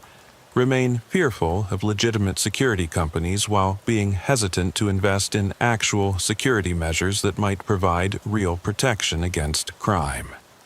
Earl continues to patrol the region, carrying with him the knowledge that somewhere sophisticated criminals are still going door to door in small communities, still promising safety to elderly residents who want nothing more than to feel secure in their own homes. The investigation files on these door-to-door security scam deaths remain open, serving as a reminder that the promise of safety can become the most dangerous threat of all when it comes from predators who understand how to exploit fear and vulnerability for profit. The security systems were never real, but the fear they created was genuine, and by the time victims realized they had been deceived, they had already paid the ultimate price for believing that strangers who knocked on their doors actually cared about keeping them safe. The afternoon sun blazed mercilessly across the cracked parking lot of the Sunset Manor Assisted Living Facility in Beaumont, Texas, as State Trooper Donald Richards received what would initially seem like a routine call about a suspicious death at the facility. It was 2:45 p.m. on a sweltering Thursday in July, when dispatch informed him that an 84-year-old resident had been found dead in her room under circumstances that the facility administrator described as concerning but not immediately explainable. The heat index had reached 108 degrees, and even the hardiest East Texas natives were seeking shelter in air-conditioned buildings, making the timing of the death seem consistent with the kind of heat-related medical emergencies that were unfortunately common among elderly residents during brutal summer months. Sunset Manor occupied a converted 1960s motel on the outskirts of Beaumont, where the smell of petroleum refineries mixed with the humidity rolling in from the Gulf of Mexico to create an atmosphere that was both oppressive and somehow distinctly Texan. The facility served as home to 47 elderly residents, who could no longer live independently, but whose families couldn't afford the luxury of more expensive care facilities in the area. It was a place where people came to wait, surrounded by others who understood that their best years were behind them, and their remaining time was measured in gradual decline rather than hopeful possibilities. The victim, Margaret Wheeler, had been a resident of Sunset Manor for 3 years, ever since her daughter Joyce had reluctantly admitted that her mother could no longer safely live alone in the house where she had raised her family and maintained her independence for over 4 decades. Margaret's room was small, but personalized with photographs of grandchildren, needlework projects that she completed despite arthritic hands, and a collection of romance novels that she read voraciously despite failing eyesight that required increasingly strong magnification glasses. Donald found Margaret in her reclining chair, positioned near the window where she enjoyed watching traffic on the busy highway that connected Beaumont to the smaller communities scattered throughout southeast Texas. She appeared peaceful, but the room contained evidence that her final hours had been filled with excitement and activity that seemed inconsistent with her typically quiet routine at the assisted living facility. The crime scene told a story that would soon become familiar to Donald as he investigated similar cases throughout his patrol area. Margaret's bedside table was covered with lottery tickets, sweepstakes entry forms, and congratulatory letters informing her that she had won substantial cash prizes that required only modest processing fees and tax payments before the winnings could be distributed. The materials suggested that Margaret had been participating in multiple lottery and sweepstakes contests, believing that she was on the verge of receiving millions of dollars in prize money that would transform her final years from a period of gradual decline into a time of unprecedented wealth and opportunity. But what made Margaret's case particularly disturbing was the evidence that she had been systematically exploited by sophisticated fraud operations that used her isolation, her limited income, and her desperate desire for financial security to extract thousands of dollars through carefully orchestrated lottery and sweepstakes scams that preyed on elderly victims who were vulnerable to promises of sudden wealth that could solve all their problems and provide financial security for their families. Donald's investigation revealed that Margaret had been receiving daily phone calls and mail deliveries from organizations claiming to represent various national and international lottery systems, all of which informed her that she had been selected as a winner in contests that she had never entered, but that had somehow identified her as deserving of substantial financial rewards. The communications had been designed to create maximum excitement and urgency, while requiring immediate payments for processing fees, tax obligations, and administrative costs that were supposedly necessary before her winnings could be distributed. The phone records showed that Margaret had been in contact with lottery representatives for over 8 months, during which she had been subjected to increasingly elaborate scenarios involving multiple prize awards, bonus winnings, and special promotions that required additional payments but promised even larger financial rewards. The scammers had used Margaret's growing investment in the process to justify continued payments, convincing her that each additional fee brought her closer to receiving the millions of dollars that had been awarded to her through various lottery systems. Margaret's bank records revealed that she had withdrawn over $27,000 from her limited savings and pension accounts to pay the various fees and taxes that lottery representatives claimed were required before her winnings could be distributed. The payments had been made through wire transfers, prepaid debit cards, and cash shipments that were designed to be difficult to trace and impossible to recover once the funds had been transferred to accounts controlled by the criminal organizations responsible for the fraud operations. But the most chilling aspect of Margaret's case was the realization that she had died believing she was about to receive millions of dollars in lottery winnings, never knowing that she was actually being systematically robbed by criminals who had researched her financial situation and psychological vulnerabilities to create a personalized fraud scenario that exploited her dreams of financial security and her desire to leave something substantial to her family. The investigation led Donald into the complex world of lottery and sweepstakes fraud, where criminal organizations used sophisticated mailing lists, telephone campaigns, and psychological manipulation techniques to target elderly Americans who were isolated from family support systems and vulnerable to promises of sudden wealth that could transform their lives and provide security for their remaining years. The scammers had accessed information about Margaret's living situation, her financial resources, and her family relationships to create a convincing lottery scenario that seemed both legitimate and personally meaningful. Working with federal investigators, Donald learned that Margaret's case was part of a larger operation that had targeted hundreds of elderly residents in assisted living facilities across the Southeast, using similar techniques to extract millions of dollars from victims who believed they were claiming legitimate lottery prizes, but were actually being victimized by sophisticated fraud networks that specialized in exploiting the hopes and dreams of America's most vulnerable citizens. The initial contact had been made through a series of official-looking mailings that informed Margaret she had been selected as a potential winner in the International Senior Citizens Sweepstakes, a supposedly legitimate contest that awarded substantial cash prizes to deserving elderly Americans who had been identified through demographic research as examples of hard work, family values, and community service. The mailings had included personalized information about Margaret's background and living situation that lent credibility to claims that she had been specifically chosen for this honor.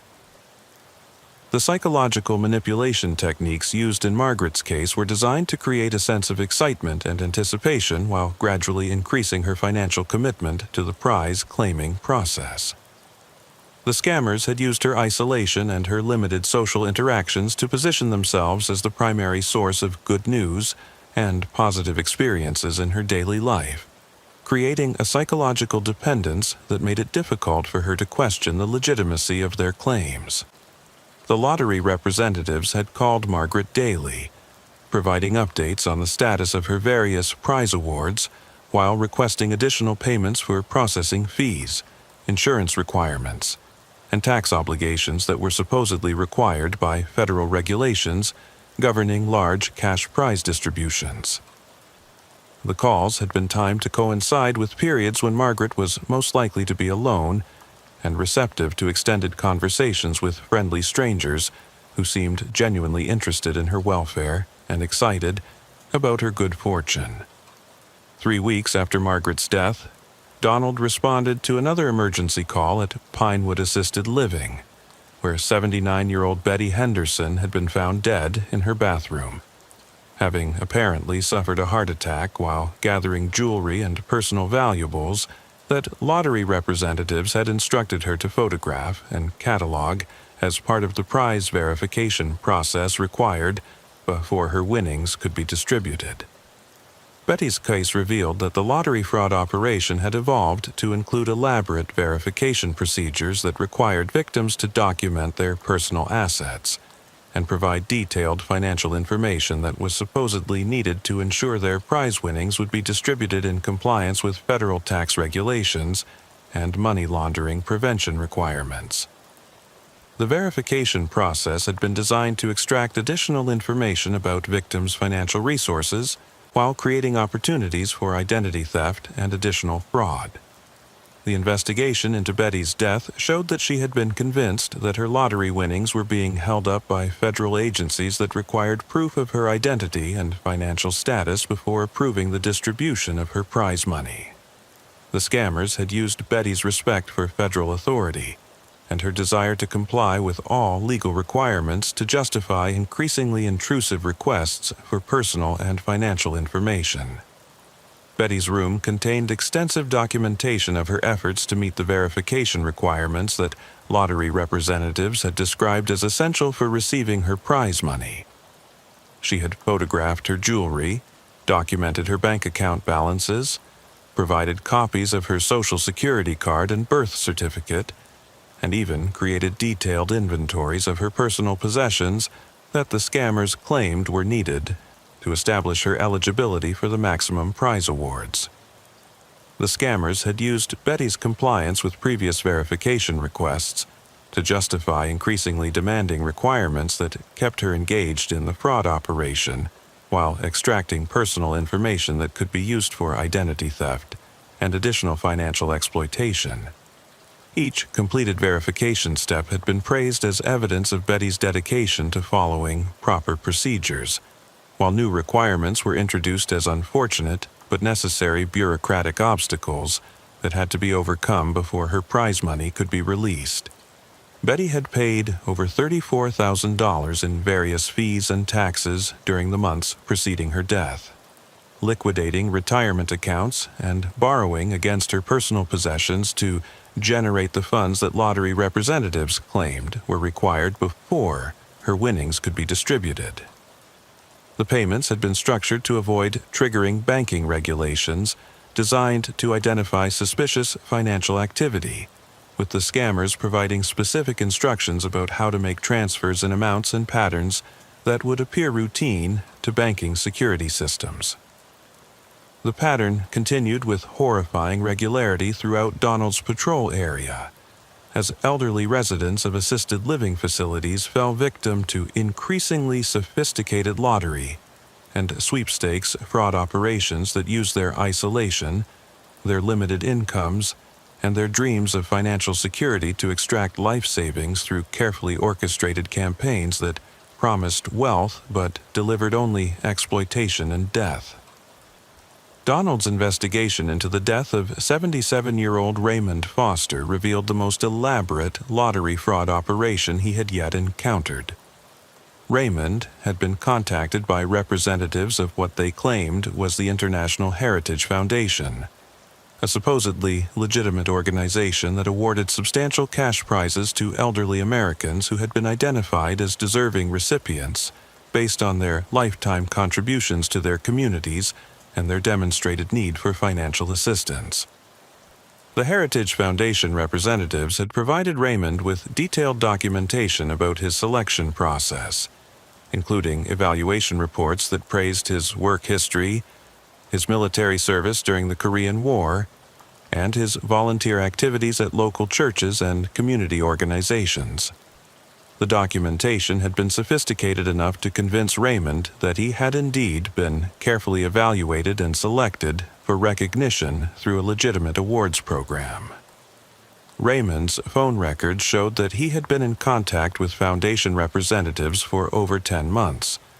during which they had gradually revealed that his initial award of $750,000 had been increased to over $2.3 million based on additional evaluations of his worthiness,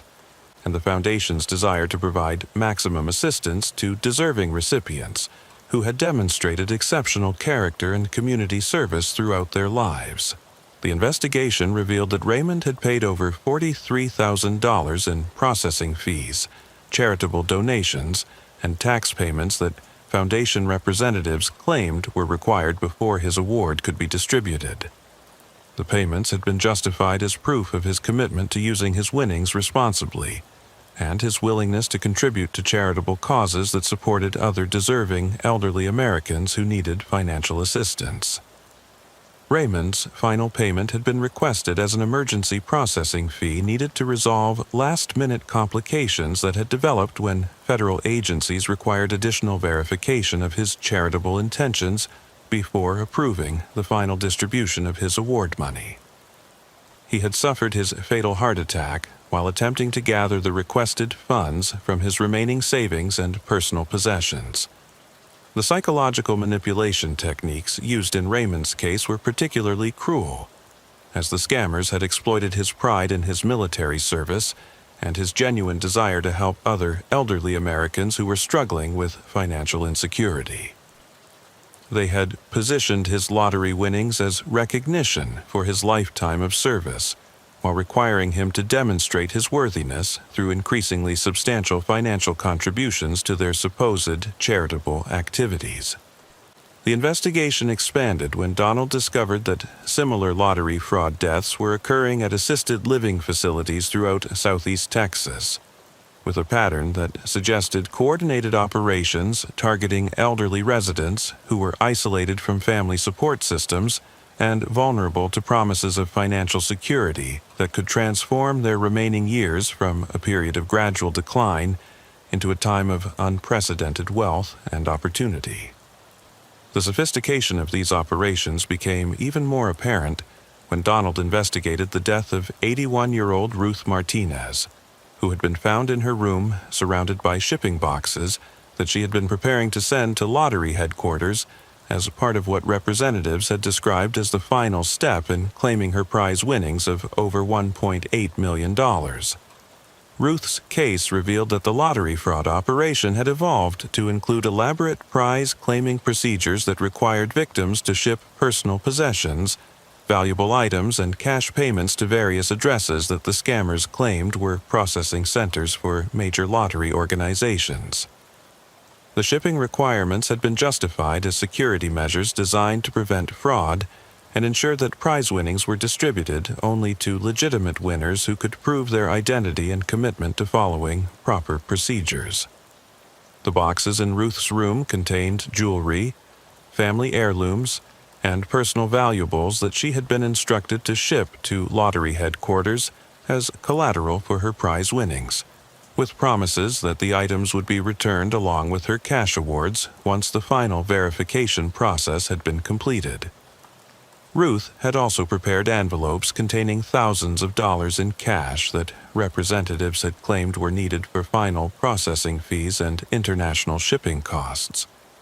Ruth had died while struggling to lift the heavy shipping boxes that she had been preparing to send to lottery headquarters,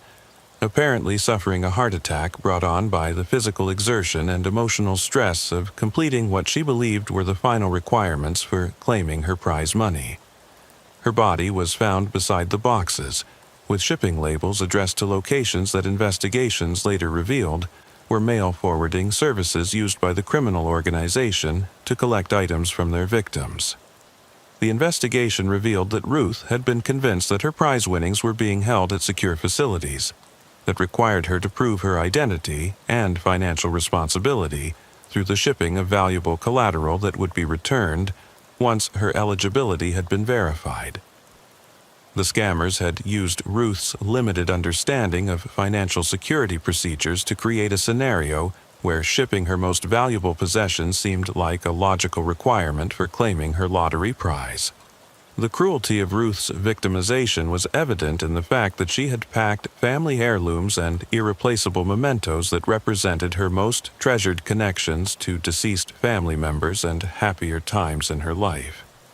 The scammers had convinced her to risk losing these irreplaceable items based on their promises that her lottery winnings would provide her with the financial resources to replace any possessions that might be lost during the shipping process. Donald's investigation revealed that the lottery fraud operations responsible for these deaths were using sophisticated research techniques to identify elderly residents of assisted living facilities who were particularly vulnerable to promises of sudden wealth due to their isolation from family members, their limited financial resources, and their psychological need for hope and excitement in lives that had been reduced to routine medical care and institutional meals. The targeting of assisted living facility residents was particularly effective because these individuals were already experiencing the psychological trauma of having lost their independence and control over their daily lives, making them especially receptive to scenarios that promise to restore their dignity and provide them with the resources to regain some measure of control over their circumstances. Federal investigators working with Donald discovered that the lottery scam operations were using employee information and resident databases from assisted living facilities to identify potential victims and gather personal information that could be used to create convincing prize award scenarios. The data breaches that provided this information were often difficult to detect and investigate, making it nearly impossible to prevent the initial contact that began the victimization process. The automation aspects of these operations were evident in their ability to maintain consistent narratives across multiple phone calls and mail communications, while adapting their fraud scenarios to each victim's specific interests and psychological vulnerabilities. The scammers used detailed victim profiles, scripted communication materials, and coordinated team approaches to create convincing lottery scenarios that could be sustained for months without detection by facility staff or family members. The investigation took a particularly disturbing turn when Donald discovered the death of 76-year-old Arthur Kowalski, who had been found in the facility parking lot, having apparently been struck by a car while attempting to meet a lottery representative who had claimed to be arriving with a partial payment of his prize winnings that required his immediate signature and verification of his identity. Arthur's case revealed that the lottery fraud operation had begun using face-to-face meetings as the final phase of their victimization process, convincing elderly victims that lottery representatives would personally deliver partial payments or verification documents that required immediate signature and additional payments before the full prize amounts could be distributed. The meetings were typically scheduled in parking lots or other locations away from facility staff who might interfere with the transaction. The investigation revealed that Arthur had been waiting in the parking lot for over 2 hours before being struck by what appeared to be a hit-and-run driver, who left no evidence of their identity or connection to the supposed lottery organization. Arthur had been carrying over $8,000 in cash that he had been instructed to bring to the meeting as a final processing fee, money that was missing from the scene when his body was discovered. The hit-and-run aspect of Arthur's death suggested that the lottery fraud operation had evolved to include physical violence as a means of eliminating witnesses who might eventually recognize the fraudulent nature of their victimization and report the crimes to law enforcement agencies. The scammers appeared to prefer victim deaths to the risk of prosecution that might result from survivors who realized they had been defrauded. Donald's reports on lottery fraud deaths began attracting attention from federal agencies investigating organized fraud operations that specifically targeted elderly Americans through their dreams of financial security and their vulnerability to promises of sudden wealth that could solve their problems and provide dignity in their final years. The international scope and technological sophistication of these criminal networks made prosecution difficult and prevention nearly impossible. The psychological impact on Donald was severe, as he realized that the lottery fraud operations were not just stealing money, but were systematically destroying the hopes and dreams that provided emotional sustenance for elderly Americans who had already lost their independence, their health, and many of their social connections. The criminals were committing murder by exploiting the very psychological mechanisms that allowed elderly people to maintain hope and meaning in circumstances that would otherwise be unbearably depressing. Working with facility administrators, Donald developed educational programs designed to help assisted living staff recognize the signs of lottery fraud victimization and intervene before elderly residents could be financially and psychologically destroyed by criminal organizations that specialized in exploiting their vulnerabilities. But the programs had limited effectiveness because many victims were embarrassed about their participation in lottery contests and reluctant to discuss their financial activities with staff members. The investigation revealed that lottery fraud operations had become a multi-billion-dollar criminal industry that systematically targeted America's most vulnerable citizens through their basic human need for hope and their desire to believe that their lives still held the possibility of positive change and meaningful improvement. The operations were particularly cruel because they used victims' own optimism and dreams as weapons against them, turning hope into a mechanism for financial and psychological destruction. The technological sophistication of these operations was evident in their ability to generate personalized communications, maintain detailed victim databases, and coordinate complex fraud scenarios across multiple communication channels while avoiding detection by law enforcement agencies that were not equipped to investigate crimes that combined international operations, sophisticated psychology, and advanced technology in ways that traditional investigative techniques could not address. Today, the assisted living facilities of Southeast Texas continue to house elderly residents who dream of lottery winnings that will never come, while criminals in anonymous call centers around the world continue to make phone calls promising wealth to people whose greatest crime was hoping that their final years might contain some measure of joy and financial security. Donald continues to patrol the region, carrying with him the knowledge that somewhere, sophisticated fraud operations are still sending congratulatory letters to elderly Americans, still making phone calls about lottery prizes that don't exist,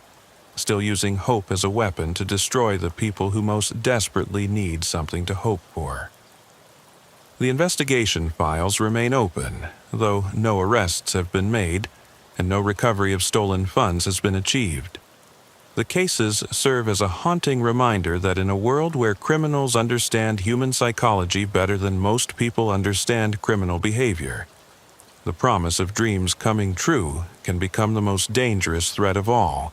when it comes from predators who profit from turning hope into horror. The lottery tickets found in Margaret Wheeler's room were never valid. The prize money was never real, but the hope that killed her was genuine. And somewhere in the world, the phones are still ringing with congratulations for elderly Americans who have won prizes that exist only in the imagination of criminals who have learned that dreams can be more valuable than money when they're used as bait to catch the most vulnerable members of society. The dreams never die, but the dreamers do, one elderly American at a time, each believing until their final breath that their suffering is about to end, and their prayers are about to be answered by strangers who care nothing about their hopes and everything about their money. The lottery calls continue, the prize notifications keep coming, and the death toll keeps mounting as America's most vulnerable citizens pay the ultimate price for believing that someone, somewhere, actually wants to make their dreams come true. The dusty gravel of County Road 1247 crunched under the tires of Texas State Trooper Eugene Morrison's patrol car as he responded to what dispatch had described as a property dispute between neighbors in the remote hill country west of Austin,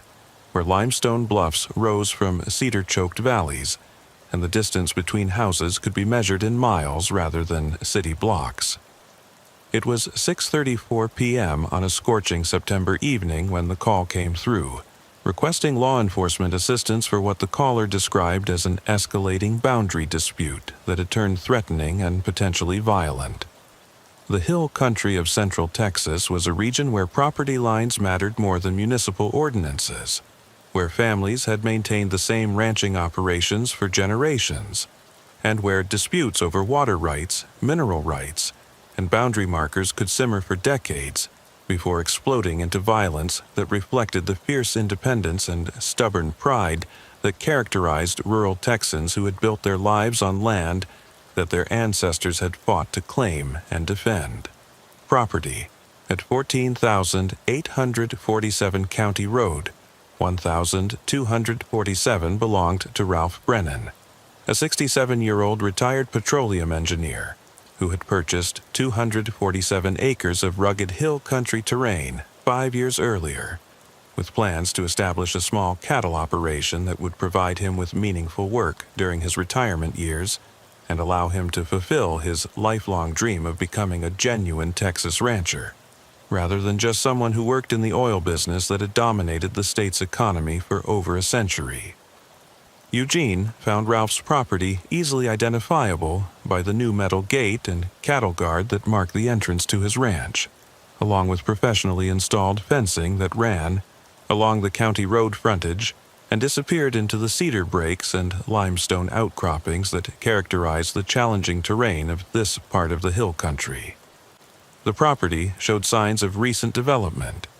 including a newly constructed metal barn, stock tank, and gravel roads that provided access to pastures that had been cleared of cedar and reseeded with improved grasses suitable for cattle grazing. But what Eugene discovered when he arrived at Ralph's property would challenge his understanding of rural property disputes and introduce him to a level of neighbor-to-neighbor violence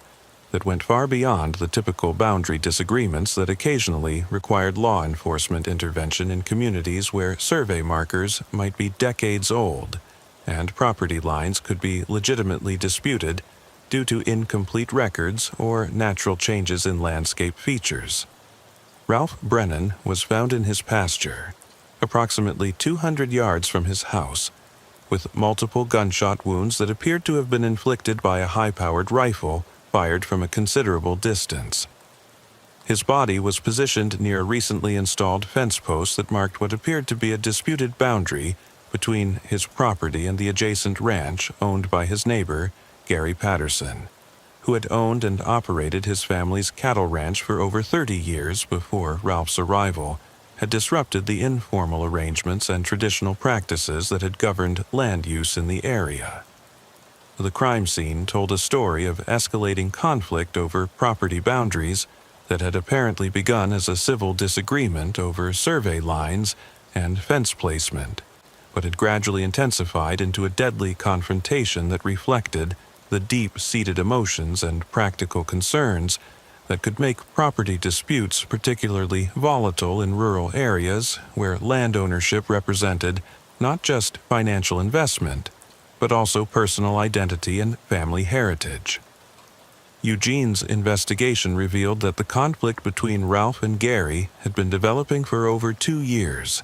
beginning shortly after Ralph had commissioned a professional survey of his property that revealed significant discrepancies between the actual legal boundaries and the fence lines that had been maintained by previous property owners and neighboring ranchers for several decades.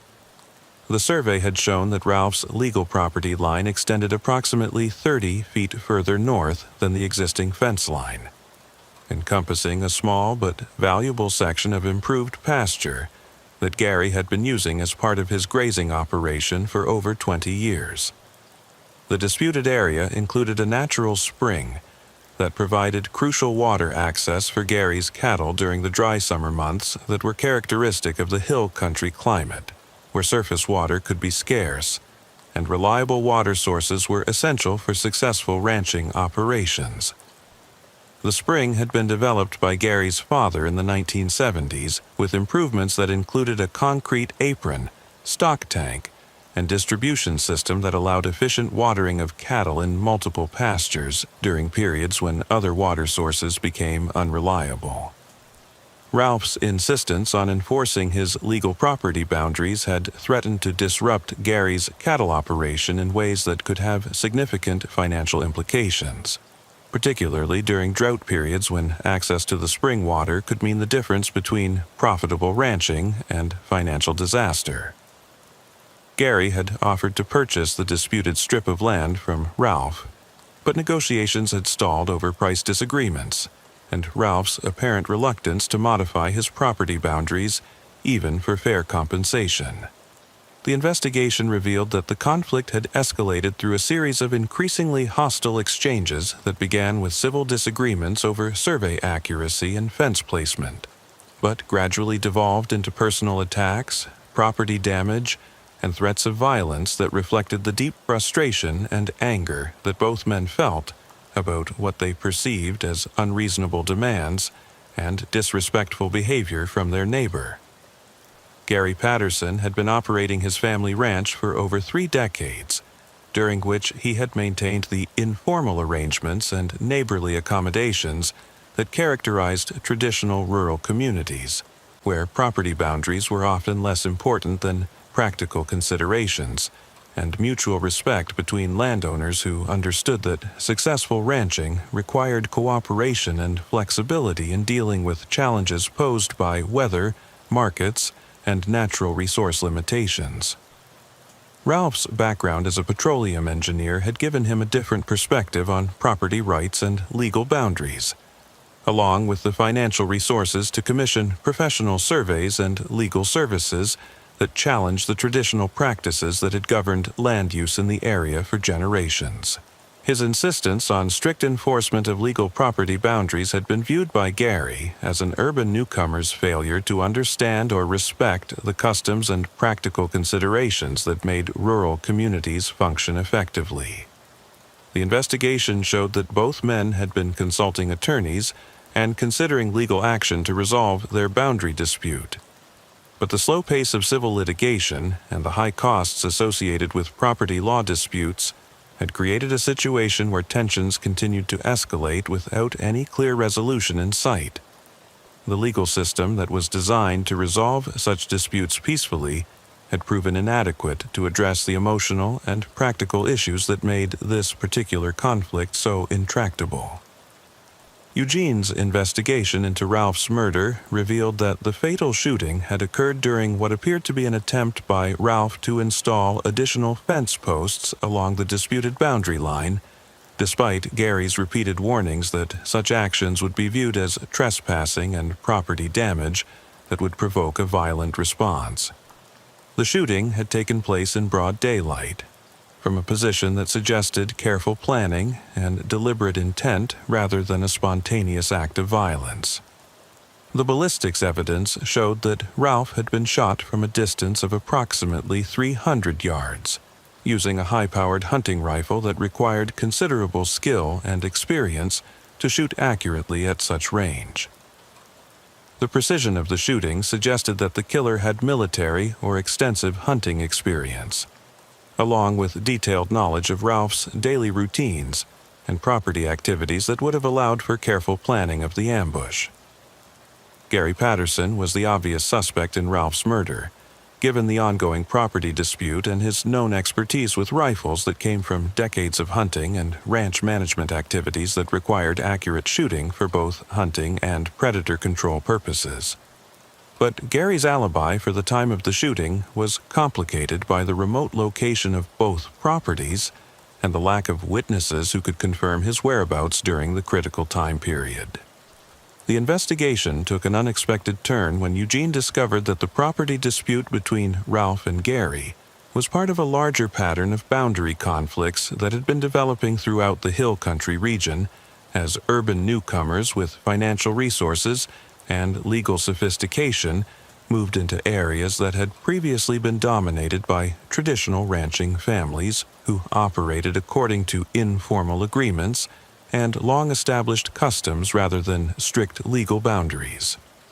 Several similar cases had developed in neighboring counties, where retired professionals with urban backgrounds had purchased rural property and insisted on strict enforcement of legal boundaries that disrupted traditional practices and informal arrangements that had been maintained by ranching families for generations.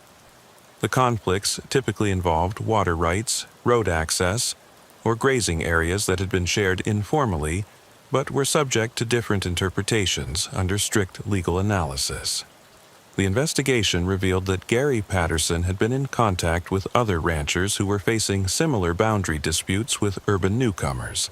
and had attended meetings where the discussions had apparently included not just legal strategies but also more direct approaches to resolving conflicts with neighbors who were viewed as threats to traditional ranching practices and rural community values. Working with federal investigators, Eugene learned that the hill country property disputes were being influenced by organized groups that promoted violent resistance to what they characterized as urban invasion of rural communities by wealthy outsiders who use their financial resources and legal sophistication to disrupt traditional practices and force long-established ranching families off land that their families had worked for generations. The investigation expanded when Eugene discovered that similar property dispute murders were occurring throughout rural Texas, with a pattern that suggested coordinated violence targeting urban newcomers who had become involved in boundary disputes with traditional ranching families. The murders typically occurred during activities related to property boundary enforcement,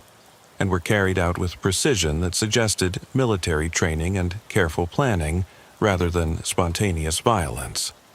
The sophistication of these operations became apparent when Eugene investigated the background of the property dispute between Ralph and Gary,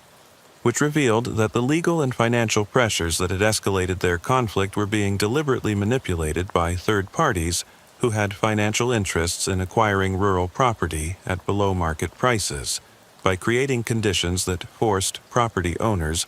into financial distress or legal difficulties. The investigation revealed that a development company based in Austin had been systematically researching rural properties that were suitable for subdivision and development,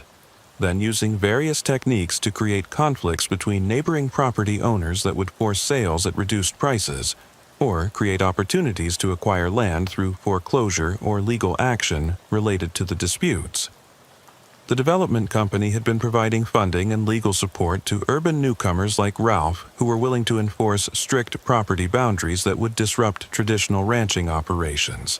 and create financial pressure on neighboring properties.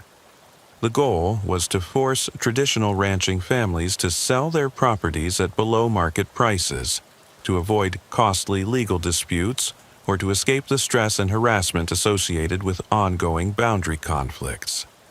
Gary Patterson had been targeted for acquisition by the development company because his ranch included valuable water rights and strategic location that would be essential for a planned residential development that would convert thousands of acres of ranching land into suburban housing communities designed to serve the expanding Austin metropolitan area.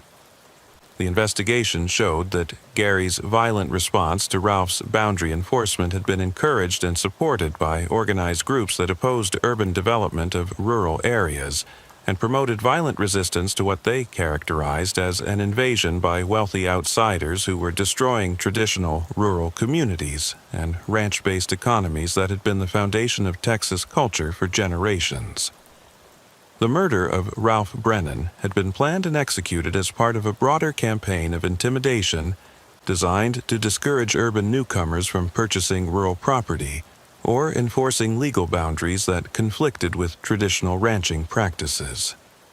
The goal was to create a climate of fear that would prevent urban development of rural areas while maintaining the informal arrangements and traditional practices that benefited established ranching families. Eugene's investigation revealed that the property line murders were part of a sophisticated operation that combined legal manipulation, financial pressure, and violent intimidation to control rural land use, in ways that benefited both traditional ranching interests and development companies that profited from acquiring land at below-market prices through forced sales and foreclosure proceedings. The psychological warfare aspects of these operations were evident in their use of property disputes as cover for systematic intimidation campaigns that targeted specific individuals for harassment, financial pressure, and ultimately violence that was designed to eliminate witnesses and discourage other potential victims from challenging the traditional power structures that controlled rural land use. Gary Patterson was eventually arrested for Ralph's murder, but the investigation revealed that he had been acting as part of a larger conspiracy that included development companies,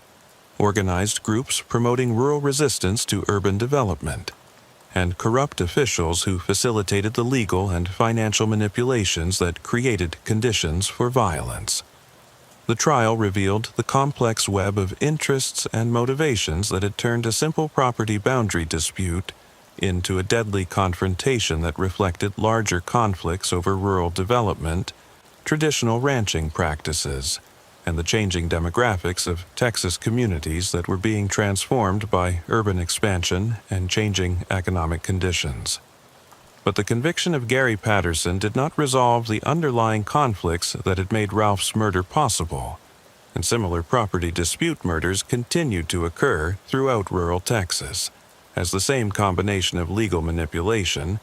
financial pressure, and violent intimidation was used to control land use in other communities facing similar development pressures. Eugene's investigation had revealed that property line disputes in rural Texas were not simply civil disagreements between neighbors, but were often symptoms of larger conflicts over land use, development rights, and the preservation of traditional rural communities that were being systematically destroyed by economic and demographic forces that rural residents felt powerless to control through legal or political means. The files on property line murders remain active as investigators continue to track the organized groups and development companies that profit from creating and manipulating rural land disputes. The violence continues as urban expansion puts increasing pressure on rural communities, and traditional ranching families feel increasingly threatened by changes they cannot control or prevent through conventional means. Today, County Road 1247 passes through country, where property lines are marked not just by fence posts and survey markers, but also by the memory of violence that erupted when two men with different backgrounds and values found themselves unable to resolve their differences through civil discussion or legal process. Eugene continues to patrol the hill country, carrying with him the knowledge that property disputes are never really about property lines, but about identity, tradition, and the fear that comes when people feel that their way of life is being destroyed by forces they cannot understand or control. The land remains, but the people who died fighting over it are gone, and somewhere in anonymous offices, development companies are still researching rural properties and identifying the next conflicts that will determine who controls the future of rural Texas. The property lines that killed Ralph Brennan were drawn on maps and survey plats, but the real boundaries that mattered were the invisible lines between traditional and modern, rural and urban, the past and the future. When those lines were crossed, the result was not legal resolution but violent death, because some conflicts cannot be resolved by law when they represent fundamental disagreements about who belongs on the land and who has the right to determine how it will be used. The gates still stand, the fences still mark boundaries, and the conflicts continue as Texas changes in ways that pit neighbor against neighbor and tradition against progress, with violence as the ultimate arbiter when law and reason fail to resolve disputes that represent much more than disagreements over where one person's property ends and another's begins.